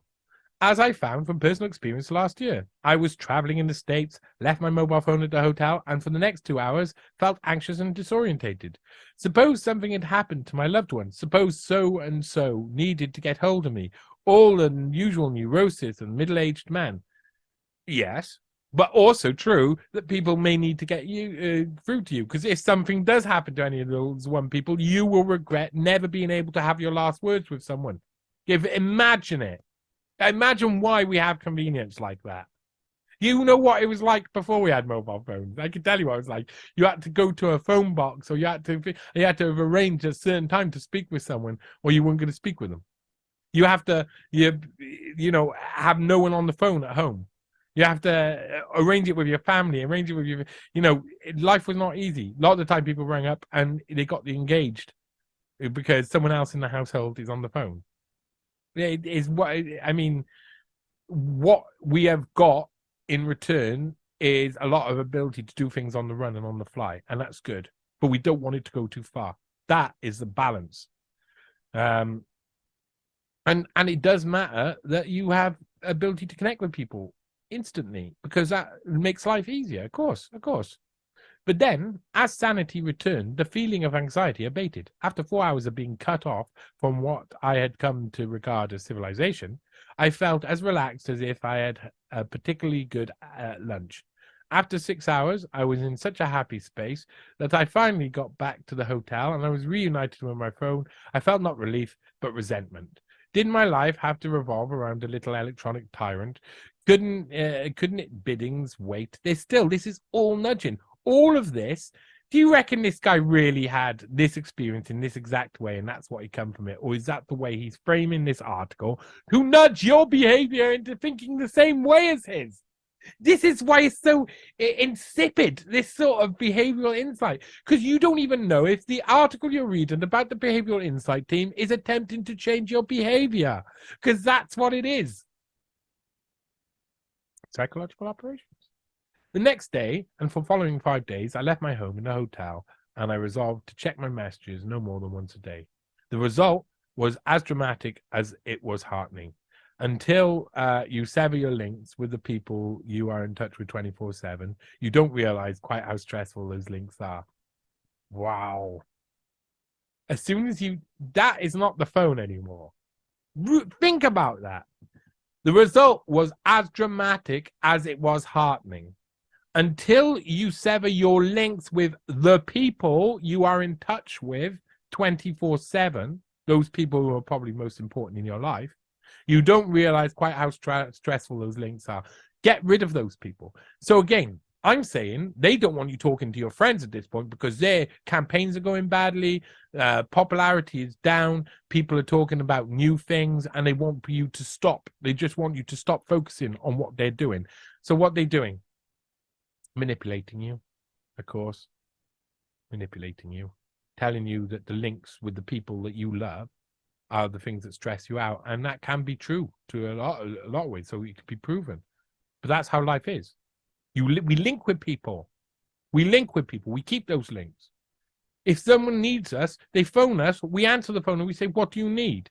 They want you to stop that. They want you to stop communicating. They don't want you to have that. So they want you to be isolated. They want you to be alone because their behavioral insight team will have worked out that someone without friends is more likely to take their decision on board than someone with friends, because those people are looking at their peers and they don't understand their peers because they don't have friends, because they've been separated. They've been separated by the technology, by society, by these people in society, by psychological operations for years and years and years. Wow. Dolan has clearly had similar epiphanies. His plea for reduced dependency on mobile phones throws down the gauntlet to a generation that, in its fascination with the new technology, has got its priorities askew. One of the defining images of the 21st century is rows of men in suits on airplanes switching on their phones without nanoseconds of their plane's landing. They have mistaken ergonomic efficiency for coolness. They think they are demonstrating energy and dynamism, or some word I have trouble saying. They cannot see how pathetic they look, clutching their umbilical cord that links them to their boss's girlfriend bookmakers. Listen to that language. This is the behavioral insight team talking to you directly through the Daily Telegraph, because it's officially the Daily Telegraph, even though it's being republished and syndicated to the Ottawa Citizen. Listen to that language. They had mistaken. It's coming out of David Halpern's mouth himself. They had mistaken ergonomic efficiency for coolness. They think they are demonstrating energy and dynamism. They cannot see how pathetic they look, clutching their umbilical cords that link them to their bosses, girlfriends, bookmakers. You know, they cannot see how pathetic they look. You end a flight, and you've got a load of things you've got to do. You're about to go through ticket stuff, do other things. It's the first time you get a signal. Everybody turns on their phone. Of course they do. Of course they do. And everybody wants to look, see if they got a message that tells them their mum's dead or some shit like that. People check their phones for those reasons, to check on their loved ones and to see if they're needed, because they have care for other people and for other people's psychology. Not like these guys who don't care. No, you're pathetic. Look how pathetic you look with your phone, turning it on to check things, clutching it like an umbilical cord to your bosses or your girlfriend. What's good to your girlfriend, silly bitch? You know, this is what they have. They have this disrespect for your life. They don't care why you do something. They want you to do it their way so they can get the bonuses of that, whatever it is. So they will make you hate yourself. They will make you feel bad about yourself to change your behavior, because that is how psychological operations work. And this is outwardly a psychological operations, a psyops on human beings. The next time they land at Heathrow, they should try waiting 5 minutes before switching on their mobiles, then 10 minutes, then 20. It could be the saving of them. Or it could be the loss. It could be the biggest regret they have. Who knows? You don't know. You're telling people that you do. You're telling people they're pathetic. You're telling people they don't know what they're doing. That's what this is all about. So this is 2013. You know, we're just going to trudge through a few of these now. Nudge unit to become profit-making business. Interesting, isn't it? So the nudge unit, they have this professional 3 years where they're in government. And then the government say, oh, this is all getting a little bit too heated for us. There's too much attention. Let's detach you. So we'll still employ you, but we'll do it as a private business. So legally, we won't be held responsible for things. The government's nudge unit will become a profit-making business. Psychological operations becoming a profit-making business, of course. Under plans to be launched today, the Behavioural Insights team will join with a commercial partners at John Lewis-style mutual venture to become the first policy unit to be spun out of Whitehall. The first ever policy unit just happens to be a PSYOPs behavioural changing unit. Not a surprise. The team was established after the 2010 election to find a way of nudging people to take and make better choices rather than through state intervention. As a mutual joint venture, the new business would be part owned by the government, with a partner putting in new investment and the employees owning the remainder. A completion will be announced tomorrow to find the business partner for the unit. So the behavioral insight team are going pro. They've discovered there's loads of money in this. They can nudge people officially, and they can work for multiple. And this isn't only what you think it is. This is about them leaving public office so they can part work in America. This is for them to be able to cross over because they're getting contracts all around the world now. And it's a real good going concern. And they're still doing it. In December 2013, how organ donation is getting a nudge in the right direction. Pioneering trial could pave way for 100,000 extra organ donors each year, or extra donors each year. More than 100,000 extra people every year would sign up to become organ donors if they were asked to do so in the right way, a pioneering government trial has found. Now here you see an example of where computers and the internet change the game. For years, the NHS has grappled with the conundrum of how to increase the number of people on Britain's organ donor register. Surveys show that 90% of us support the principle of donation, but yet only a third bothered to join the register. On average, 3 people a day die because there's not enough donors. Now, a government team has discovered that by making small changes to the language used to ask people to become donors, they can make vast difference in the number of people signing up. Perhaps unsurprisingly, appeals to self-interest win the day. So the team that said that was based on the principle that people will decide outside their self-interest still appealed to self-interest. I mean, work it out. In one of the largest ever trials conducted, more than 1 million people renewing their tax disc or registering for a driving license online were randomly presented with one of 8 different messages encouraging them to join the organ donor register. The study, which was conducted by government's behavioural insight team, or nudge unit, found that people were most receptive to a message that appeared to affect them personally, rather than peer pressure or shock value, which they claim peer pressure was the main thing before, didn't they? That's how they started off. Oh, it's all peer pressure, it's all peer pressure. And now they're saying, oh, it's not. It's what they choose to be whenever they choose it to be for their own purpose, so that they can make you try and change your mind to do something that's not in your self-interest. As a result of the trial and the changes to the website, which have now been implemented, it is estimated that more than 100,000 people a year will carry donor cards. The randomized trial worked by testing a series of messages and pictures on a website to which people were directed after renewing their vehicle or tax registering for a driving license. There's no space in between there and vehicle. Sorry, independent, just saying. The trial ran for 5 weeks, during which time more than 1 million people saw one of the variants, making it one of the largest trials ever conducted in the UK public sector. It found that the least successful message was, every day, thousands of people who see this page decide to register as an organ donor, which ran alongside the picture of a group of smiling people. Not much better performing was the slogan, you could save or transform up to 9 lives as an organ donor. Even 3 people die every day because there are not enough organ donors was not the best way of getting people to sign up. The most successful slogan was one which read, if you need an organ transplant, would you have one? If so, please help others. On average, people who saw that message were almost a third more likely to sign up than those who saw the lowest ranking version. The winning text has now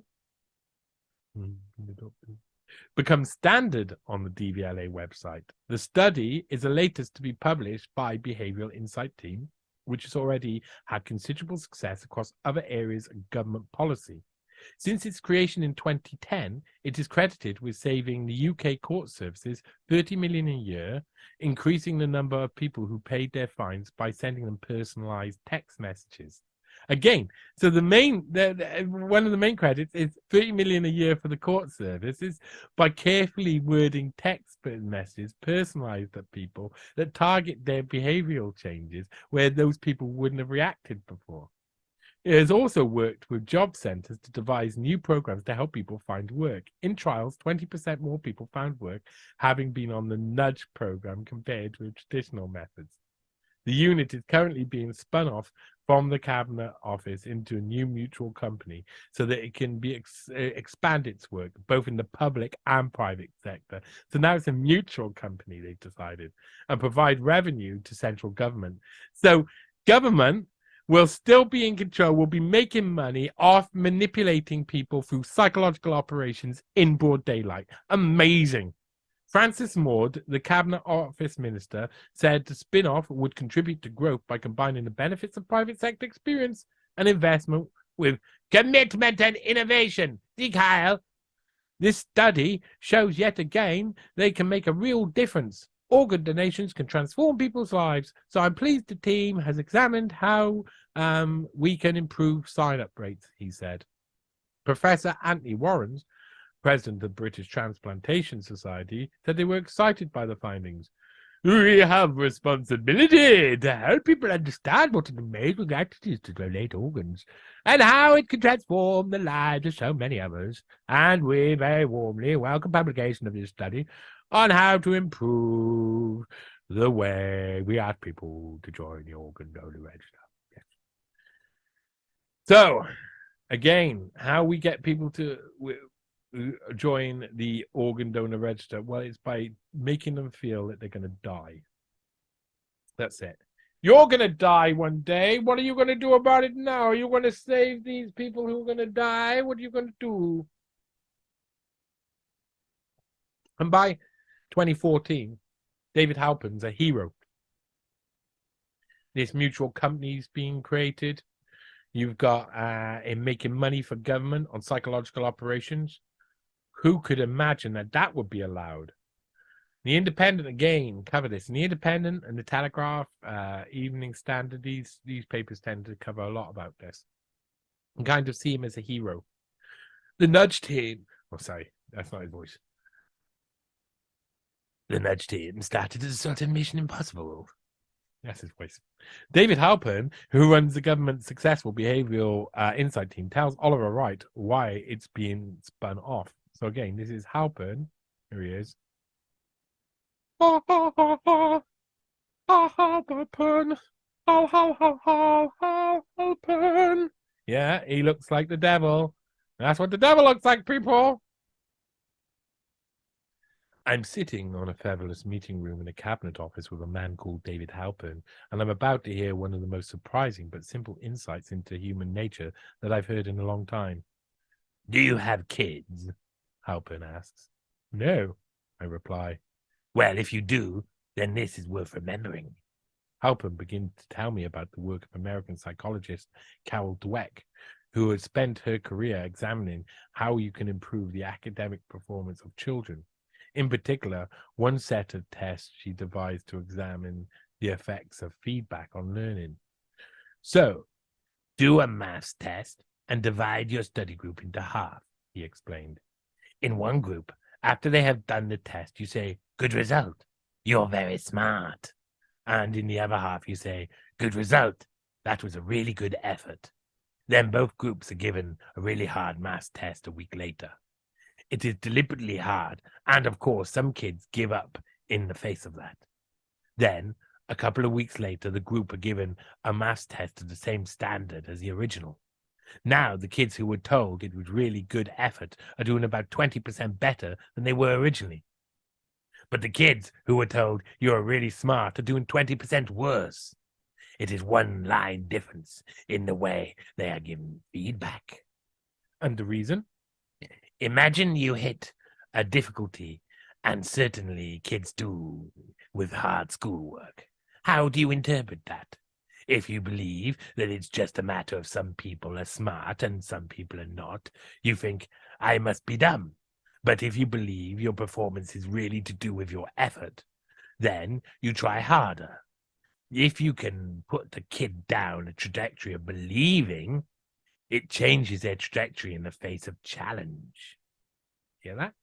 If you can put a kid down a trajectory of believing, that's believing, maybe falsely, it changes their trajectory in the face of challenge. It means that they will continue to do what they believe they can do.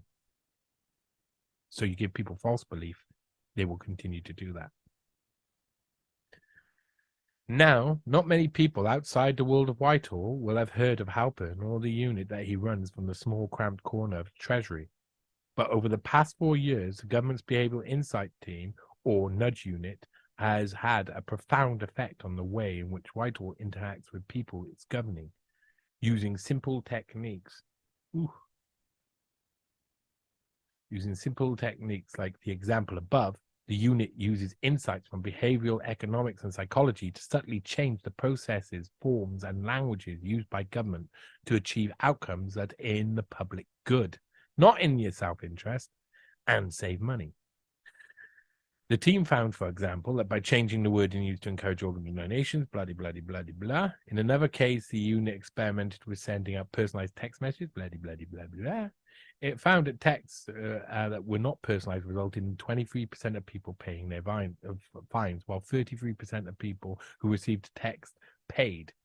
If no text was sent, only 5% paid.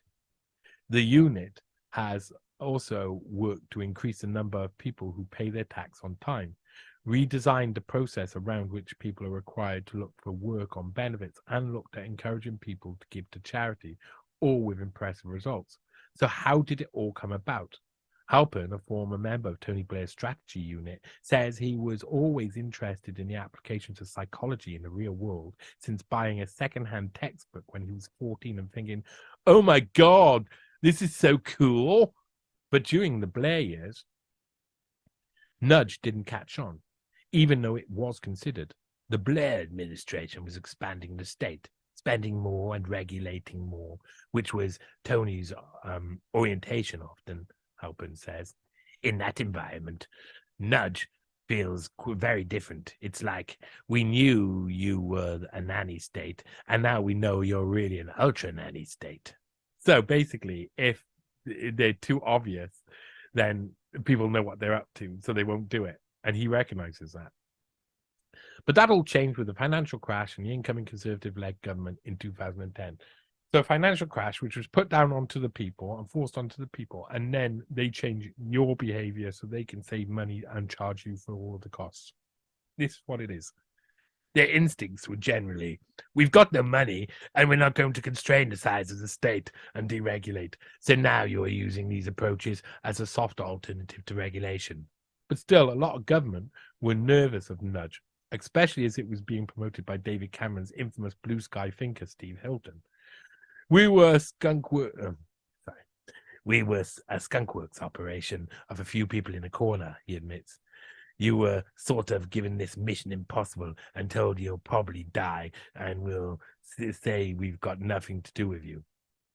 But the academic theory did work in practice, and the nudge team was suddenly in demand. The pivotal moment was about 8 months in, when we did a presentation to permanent secretaries and we showed them our first results. You could see the mandarins were thinking to begin with. Oh. We've seen it all before. The bright young things are coming into the number 10. If we keep our heads down, it will all go away. But then they're not dumb, and they see these results, and they realize that the marginal costs of these changes are almost nothing. They're all under pressure on budgets, and then you are putting in front of them an approach which is tangibly getting better results. Or tangibly getting results, tangibly getting. Now, 4 years in, Nudge is about to be spun off into a new company, partly owned by the government, partly owned by a social enterprise charity, Nesta, and partly owned by Halpern and other employees. It will allow the unit to expand and take on more work outside the constraints of Whitehall. But given that one of Nudge's theories is friction cost, that the harder you make it for people to do things, the less likely they are to do it. Surely leaving Whitehall will make it less likely that they'll be used by government to solve problems. Halpern admits this could be a problem. Look, This is an experiment. I do worry a bit that a lot of what's happening in government happens because you bump into people at the margins and you say, hey, what about this? But in some ways, given how Whitehall works, it may be easier for a government department to go to an outside body to help them with a piece of work than to another bit of government to do work for them. Certainly the intention is to maintain the continuity of service. Jeremy Hayward, the cabinet secretary, will still be able to send an email to me at the weekend and ask, what do you think about so-and-so? But Nudge will expand to look at other areas as well. Halpern wants to examine ways of unlocking hidden entrepreneurs who adapt products that could grow the economy but never get beyond garages. The famous example is a mountain bike that was created not by a manufacturer, by someone using bits from other bikes and putting it together in their garage. Studies suggested that 6% of Britons have come up with significant adaptations in the last year, but most of them never diffuse. If more of them did, then the benefits would be enormous. We are going to do a study to identify how many good ideas there are and what is stopping them diffuse. Whether life outside Whitehall works for Halpern and Behavioural Insights team, time will tell. But that may not ultimately matter.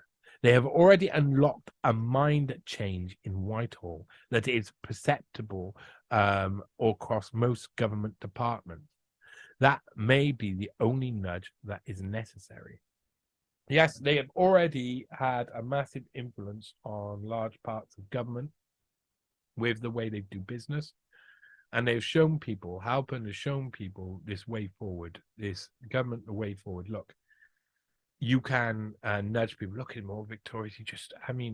What he's doing, his psychological operation is just terrible. Now these people are put as heroes. So we'll go to November that same year, and they're still going, of course, behavioral insight teams, and we'll skip through a couple of these soon. Nappies could contain messages to get parents talking to babies. The behavioral insights team theories of nudging people to adopt better choices rather than using blunt force legislation have proved so successful that the unit was partly sold off by the government as a profit-making venture earlier this year. So it was successfully sold off. And here they're putting messages to encourage women to talk to their babies. Studies have shown that often talking frequently to babies and even pretending to understand their gurgles can greatly improve their language skills and vocabulary skills. Now, this is all very true and this is all very good, you know. Maybe this should be done by manufacturers, maybe. But for this psychological operation team doing other pernicious things, to hide behind these things is what I don't like. Add a note on the front of the nappy encouraging parents to look up and talk to your baby or narrate what they are doing as they change the nappy. Small prompts like this may be enough to remind parents that every second a baby's brain develops 700 new neuron connections and that this is a good time to help make those connections stronger. These sort of things are really nice. They're, like I say, innocuous. You think they're good, but in actual fact, they're not that good because you've got someone else coming over to your life and changing the way you do things. Oh, look at those two. What they say. Trust is the key to prosperity and growth. So why is it falling here? In the 1950s, 60% said they could believe a stranger. Now that level is halved. Levels of trust between people in Britain has declined and stagnated over the last 60 years, with profound implications for country's future prosperity and economic growth, as senior government advisors warned. Just 30% of the public believe most people can be trusted, while nearly 70% say you need to be very careful when dealing with strangers. Well, of course. Figures from the World Values Survey reveal the number are significantly lower than when the question was first asked in the 1950s, when nearly 60% of the public believed that strangers could be trusted. Even in the 1980s, British trust levels stood at around 40%. Now, David Halpern, the head of the Behavioural Insights team that advises ministers on the formulation of government policy across Whitehall, is calling for greater attention to be paid to increasing trust levels in society as an integral part of economic growth strategy. Now, this is exactly what Edelman PR does every year from 2000. At the Edelman Trust Barometer in the World Economic Forum. They look at the trust and they look at how to grow that trust so they can manipulate it. That's what PR and marketing do. But this is PSYOP marketing. This is government funded PSYOPs. When you look at the figures, it is remarkable. Oh, here we go. When you look at the figures, it's remarkable, he said. Social trust seems to be a powerful predictor of economic growth, and a lack of trust can stunt national economic growth rates. This really is super important. It's quite astonishing that people very rarely look at the social capital when looking at how to encourage economic growth. Mr. Halpern said the reason why trust was economically important was because it helped cut the transaction cost of doing business, such as lawyers and overly complicated contracts, and discouraged nepotism, where work is awarded to people you know rather than the best person for the job. Studies have shown it can offer indications of economic growth potentials just as strongly as the building of physical capital, such as roads, and more powerfully than skill levels within the workforce, which Mr. Halpern pointed out that every government in the world worries about incessantly, yes.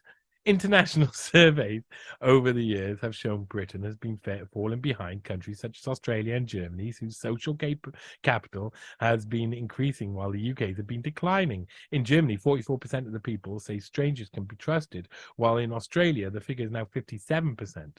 The best performing countries in North Europe, Norway, in trust levels 73% and Sweden 65%. However, Britain still performs better than France. Yay! Where only 18% of people say others can be trusted. So, do you want to have people in your society just randomly trust strangers? Isn't that just the road to losing loads of money? What they're doing is projecting that they themselves are the strangers and they need to get people to trust them. And I think that's what they're looking at. They're looking at their own strangeness. Professor Paul Whiteley of Essex University, who has carried out research into implications of social trust, said Mr. Halpern was right to highlight the importance of such indicators when looking at economic growth policies. The evidence is pretty good, and there is little doubt that social capital is an important factor in the economic performance, he said. But the reverse is also true. If a country has a low level of social capital, growth will be inhibited. Mr. Halpern said in Britain there was evidence to show that those who went to university had a higher level of trust than people who did not. And he suggested a government scheme such as National Citizen Service, where 16-year-olds are placed into groups with strangers to work collaboratively on community projects, could, in the long term, be important drivers of increased trust. Increased trust while they're manipulating you all around the society and they're doing really nasty things to you. Yeah, I mean, really. Everything we have seen suggests that you have to learn the habits of trusting early, he said. He cackled. With something like NCS, it's probably too soon to tell what effect it may have, but from what we know, would certainly expect it to be beneficial. He added that across government, it was an area of policy that needed to be given far more prominence and measured more systematically. We should be concentrating much more on it, he said, because if you don't, you are carrying a heavy load on the economy that will impede your growth. No need for a lawyer if you got a handshake. Right, so he makes a comment on this. Do you think most people can be trusted? Our answers to this question can not only help predict economic performance, but can also be linked to everything from levels of life satisfaction to numbers of suicide. In short, it's not much fun living in a place where you don't think most other people can be trusted. Low trust implies a society where you have to keep an eye over your shoulder, where deals need lawyers instead of handshakes, where you don't see the point of paying your tax or recycling your rubbish, since you doubt your neighbor will do so, and where your employer, your cousin, or your brother-in-law to work for you rather than a stranger who would probably be much better at the job. Social trust is a deep-seated indicator of the health of societies and our economies. It merits much more attention than it gets. And here you go. Yes. So, trying to get you to trust random strangers on the street, says the strangers. The people who are the worst strangers, the most untrustworthy strangers in 2015 are busy trying to get you on board. Where are we? Okay, so we're getting quite late, and now we're in 2018, and we're looking at the National Post, and we're looking a bit about Canada, and 3 barriers to solid retirement planning. And so they're looking at retirement planning, and I read with great interest a recently released Ontario Securities Commission report entitled "Encouraging Retirement Behaviour Through Retirement Planning Through Behavioural Insights." It provides strategies for governments, employers, financial advisors, and those planning for retirement to implement to make it easier to become financially independent. Behavioral finance has risen in prominence recently, in part because of the work of the nudge economist Richard Thaler, who won the Nobel Prize last year for his pioneering work in the field of behavioral economics. There can be psychological impediments to making financial decisions that are in our own best interest, but there are still things we can do to encourage behavior today that leads to better outcomes tomorrow. The OSC and the Behavioral Insights team that prepared the report identified several barriers to retirement planning and provide potential remedies. I have narrowed down and elaborated upon my favorites. So it's very interesting. I'm not going to read all of this because we're coming to the end now, and as you see, this is exactly what they're doing. They're trying to find ways to manipulate you psychologically still for every single part of your life, from birth to death. They want to have control of it all, and they can't.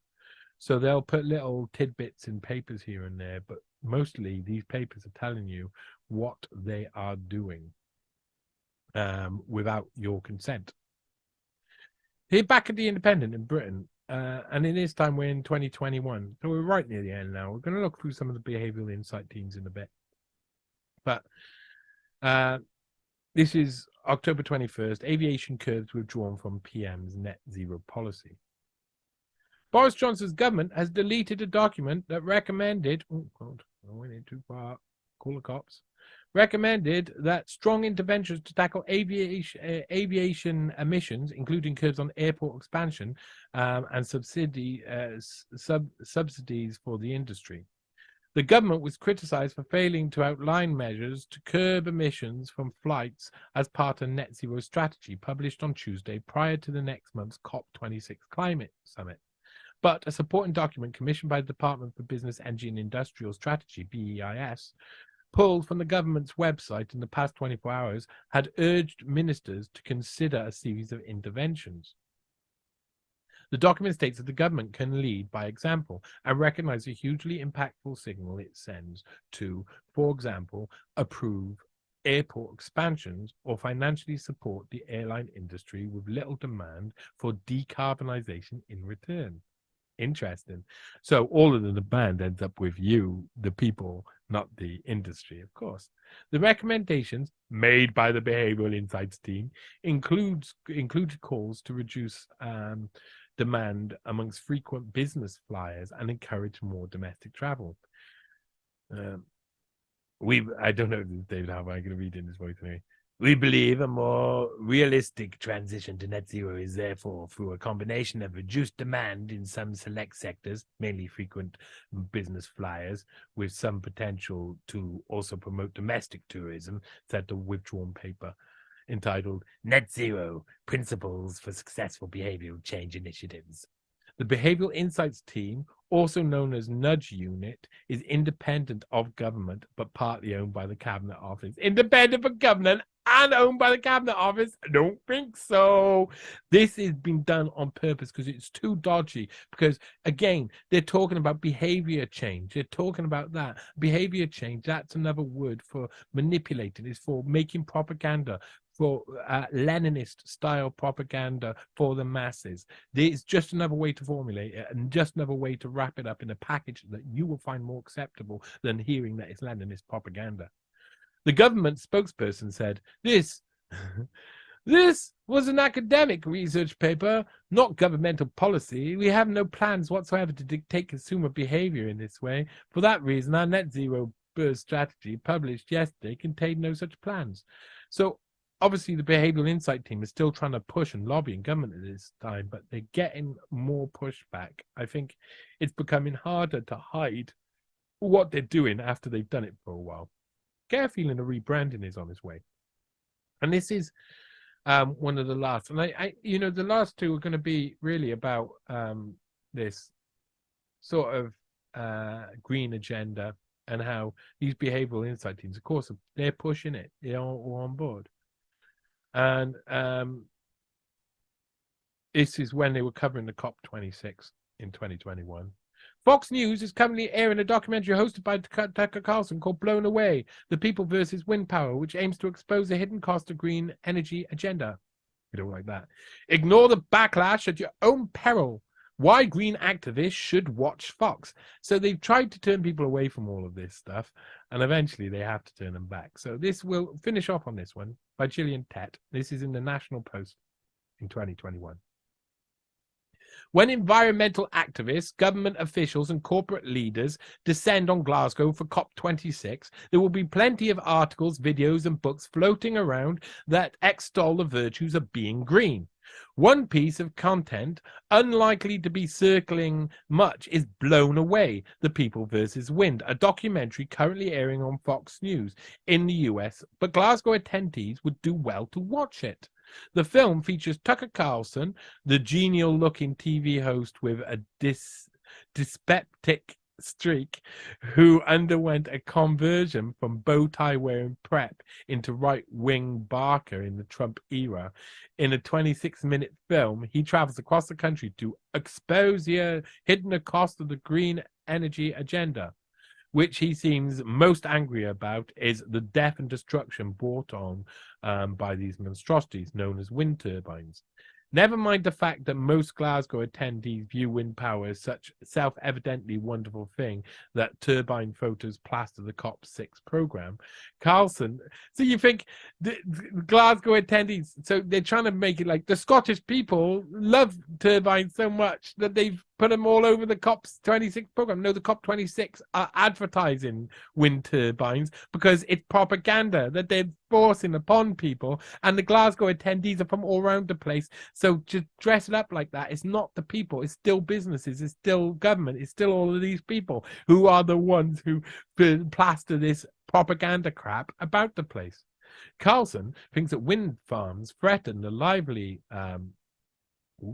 livelihood of fishermen because turbines are being built offshore, harm pristine forests, and jeopardize the safety of ordinary US workers since they can sometimes fail and cause power cuts.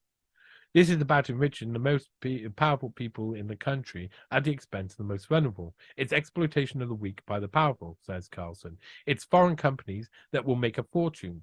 More specifically, he hates the fact that companies from Spain, Norway, and Denmark are running the turbines, and that financiers such as Warren Buffett and banks including Goldman Sachs and JP Morgan are involved.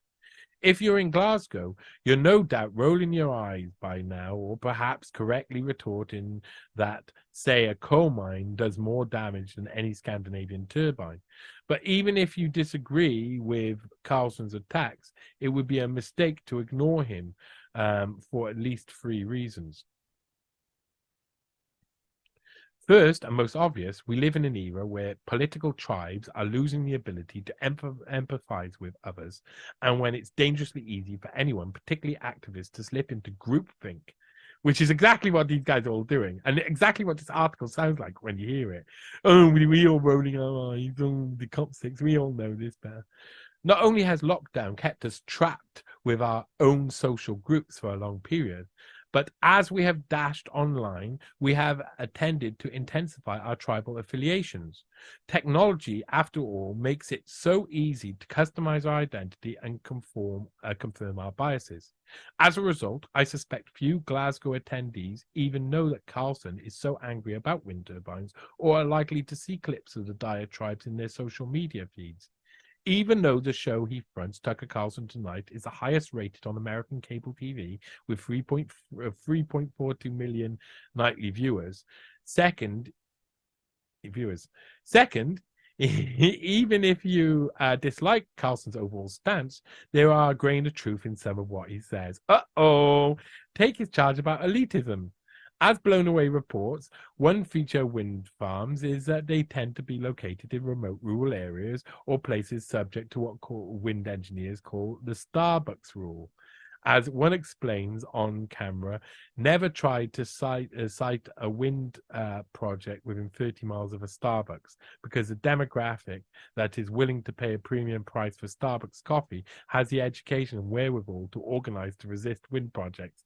NIMBYism, not in my backyard, predominates. This was recently on display in the Hamptons, the Wealth Enclave near New York, when the wind farm company proposed running a cable through one beach town. Such was the local outcry that the project was shelved. This is far from the only inequitable issue haunting green policies. If gas prices rise because of carbon tax, it is poor, not elite voters who suffer relatively more. If coal mines are shut down, it will not be urban voters who lose their jobs. True enough. Green activists ignore this at their peril. Without government actions to offset these effects, we'll see more episodes like the Gilets jaunes demonstrations against fuel price hikes that erupted in Paris a few years ago, for a few years, and was hidden by the press, and more angry Fox News coverage, which leads to my third point. Cultural issues and affiliations matter. COVID-19 showed us you cannot beat a pandemic without medical and computing science alone. You need to shift behavior too. You need to shift behavior to COVID. Need to shift behavior. No, it was an excuse to shift behavior by people who were malevolent. The same applies to green policies. People who fear that wind turbines are destroying their livelihoods, or who define their political identity by watching Fox, will not listen to lectures by scientists. Behavior will only change if green issues are presented in different communities with empathy and respect and proper incentives.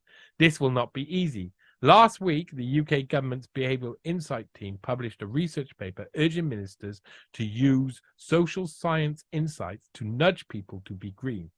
However, it was withdrawn from the government's websites a few hours later. Yet, even if the gulf between Fox News and COP26 crowd seems hopelessly wide, neither can afford to simply dismiss or deride the other. Think of that when you see glossy photos of turbines in Glasgow. Carlson's resistance isn't entirely hot air. Right. You see what is happening here and why I covered that one. That's the last one. But the Behavioural Insight team that started in 2010 had already really had a hold with David Halpern in his ideology in previous administration of Tony Blair and within institute governments while Brown was in office. So they'd already had the ability to make an impact, but it took them nearly 10 to 15 years to get to the point where people no longer trusted them, to a point that if they put a paper with their behavioral analysis on how to nudge change up on a government website, it got pulled down soon after. Because through COVID, these people, David Halpern was in charge with alongside a very small group, a select elite group of people that include lots of psychologists who were there manipulating your behavior in a complete aversion, opposing your self-interest. They made you take experimental gene therapy jabs. They made you lock down. They ruined. I can't even tell you. You all know this. Anybody who's in Britain, probably in America, probably in France, probably in the rest of the world, anybody will know that the current generation of teenagers, the ones who are 13, 14, 15, 16, 17, who are coming up now, have missed out an important part of their year, their couple of years, through lockdown and COVID, that has completely and utterly destroyed massive parts of their ability to interact with the public. I'm seeing fires all over the place. I'm seeing kids in gangs being completely and utterly reckless in ways I've never seen before. And they're detached from the community because they were not brought up in the community. They were brought up in their house, locked away for important, vital years. And they were warned. Behaviorally, they were warned this will happen. And the people who were heads of behavioral insight and knew the psychology were controlling it and knew it would happen and did it anyway and used all of their power to manipulate you and coerce you in a way that was so overt that now in 2021, 2022, 2023, the behavioral insight team says stuff and they have to quickly hide what they say because they are so obviously manipulating people in an evil way. Evil. True evil. Like Hitler, Nazi evil. Let's see what some of them. You've seen David Halpern. Let's see some of them, shall we? These are some of the behavioral insight teams. You'll find these at bi.team. That's their website, Behavioral Insights Team. This is a nudge unit. And we looked at Halpern earlier, and I'm going to read some more of these. So you know, because these guys, I can promise you, these guys will start entering in to political power at some time soon. The behavioral scientists are one step away from being the politicians. These are the people who are about to rule the roost, the people who can manipulate you, and the people who will be put up front.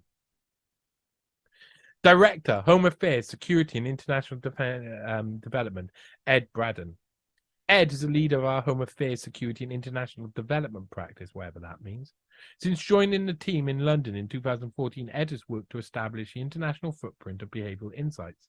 First as a founding member of our first overseas office in Sydney, Australia, and then across the Asia-Pacific region. Increasingly, his focus is on how organizations can build behavioral principles into their structures to create high-performing teams. Prior to joining the team, Ed worked as a strategy consultant with OC&C, advising senior management, leading companies in technology, media, retail, blah, blah, blah, blah, at University of Oxford. Okay, so Ed Braden, Home Affairs, Security and International Development. Promise you, he is heading towards some sort of political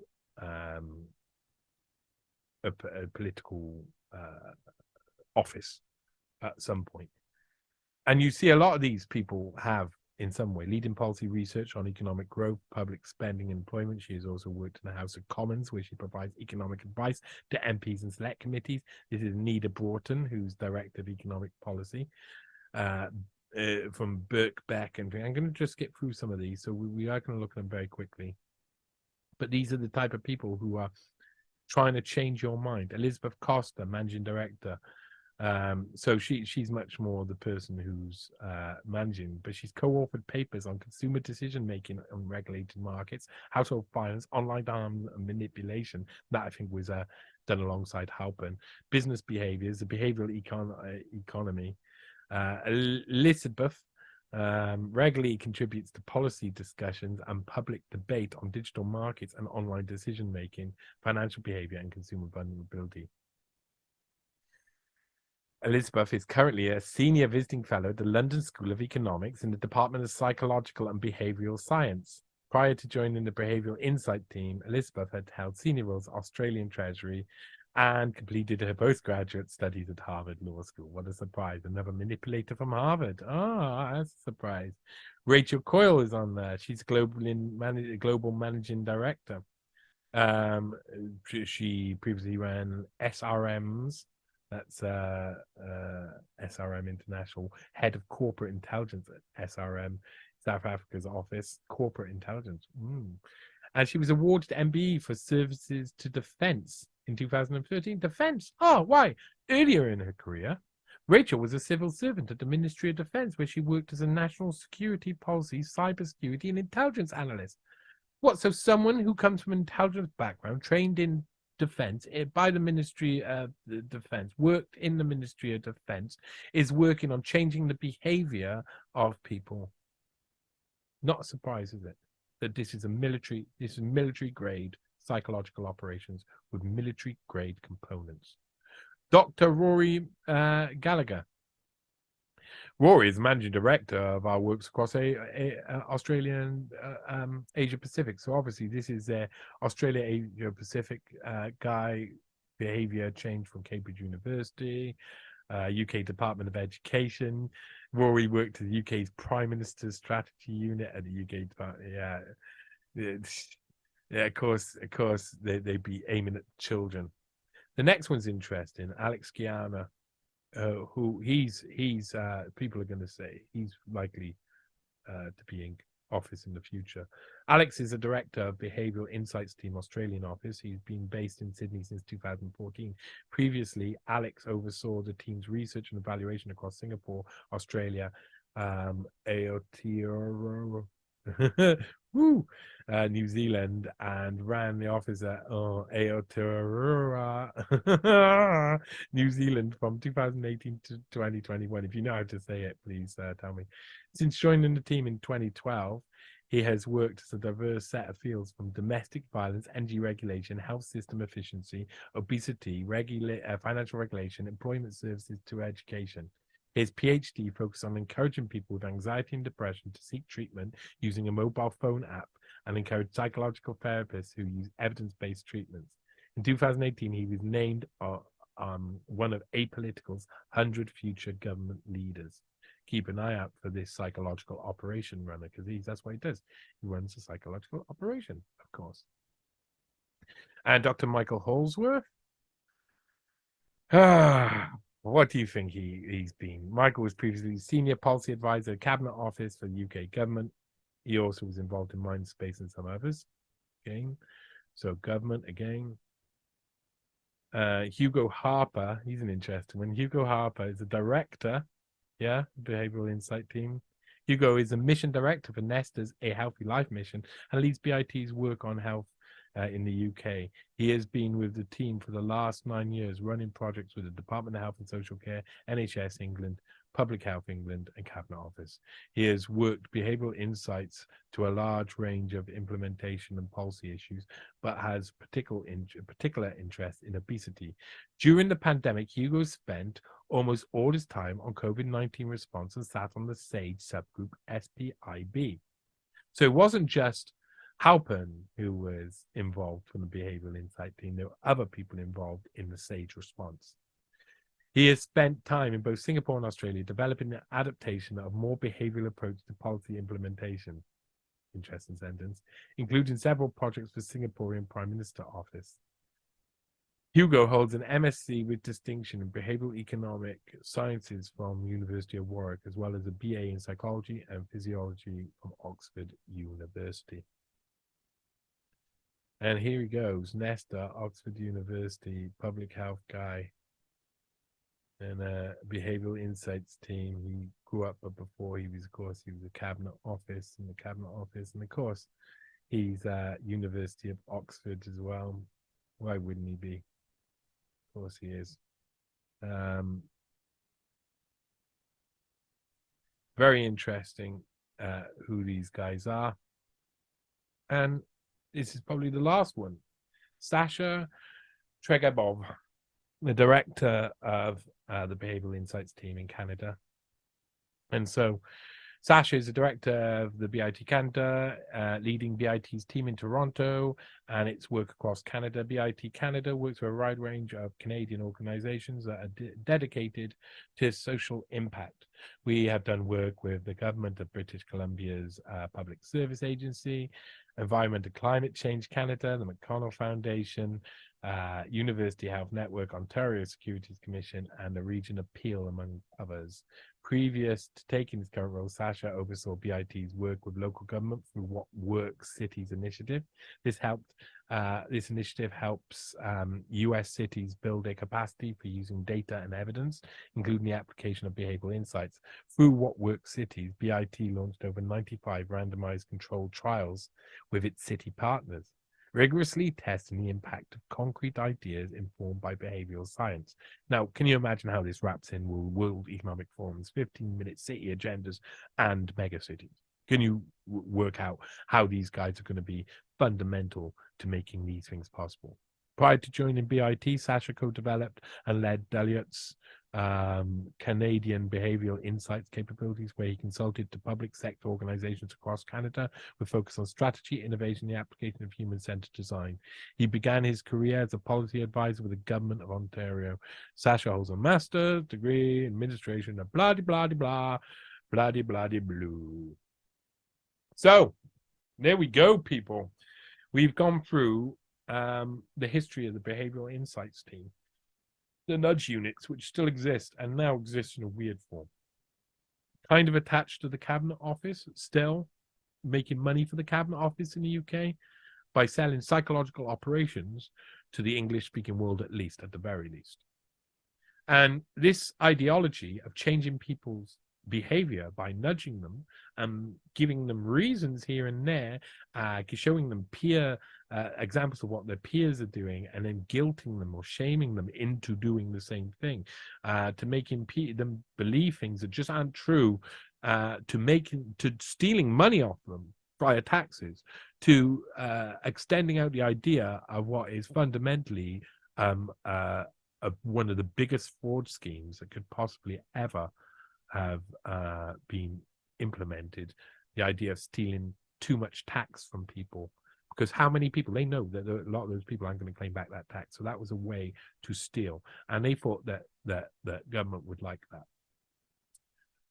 So you've got to think, where does this policy come from? When you see things in the newspaper, and this is part of the reason why I do NewsHound, so you could be aware why you're reading this in the newspaper. If you read a whole newspaper and you come across the article where everybody's looking at their mobile phone and it says something really sensible like people should stop looking at their mobile phone as much, you read it, you empathize, you agree with it, and you take on board what it says, and you may go away, and in the future someone will say to you, oh, do we use our phones too much? And you will start using the reasons from something you've read that you can't quite remember where it came from, and you don't know what's behind it. But the fact is, that was propaganda. In my opinion, that was propaganda to get people to put down their phones so they weren't arguing about government, they weren't organizing online, they weren't doing the things that they need to do to hold government to account. And that's how government uses these tools.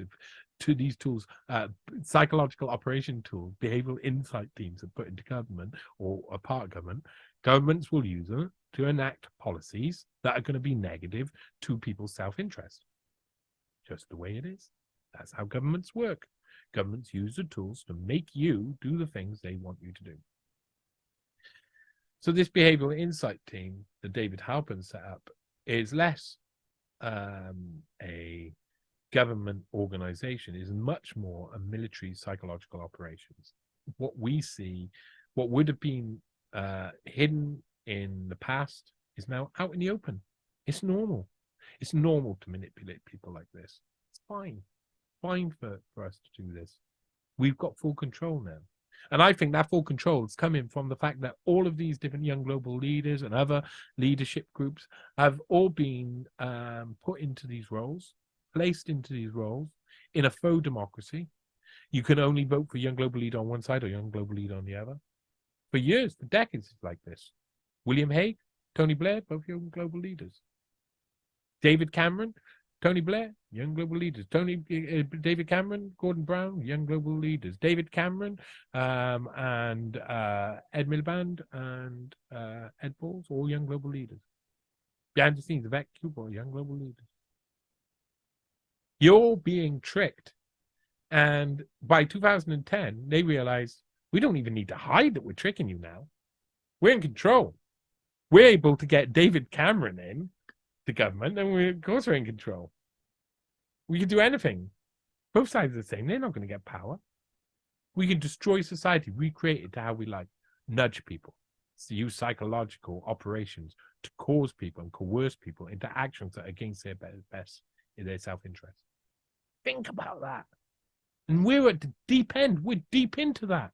And we see it happening all around. And when you read that newspaper and you come across that article, you've got to realize, look for the signs, look for the behavioral insight team, look for the signs, because soon those things will drift away. Where it says now in newspapers, oh, this research was done by the behavioral insight team, soon it'll just tell you that's what you need to do. And you've read it so much, you just believe it. You take it on board. You can't even remember when you repeat it, and you will repeat a lot of this. What you read, you repeat, often as fact. And so if someone turns around and says, where did you read that? You go, oh, I don't remember.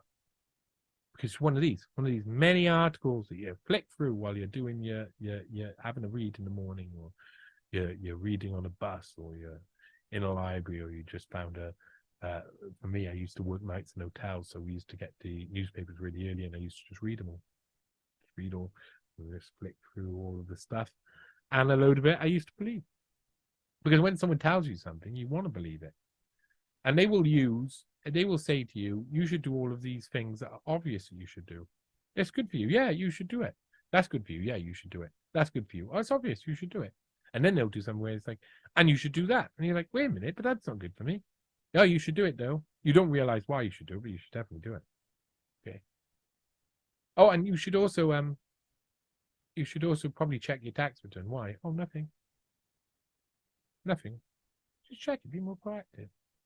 Oh, wait a minute. If I hadn't checked that, I wouldn't have realized I'd been overcharged on tax.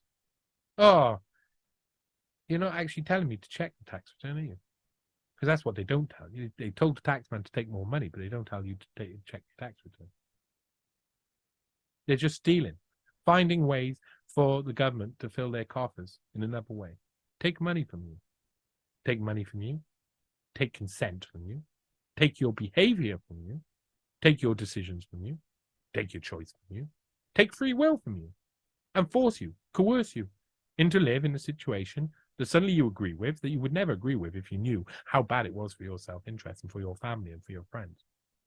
But that's what behavioral insight's all about. Changing your behavior. Not just insight.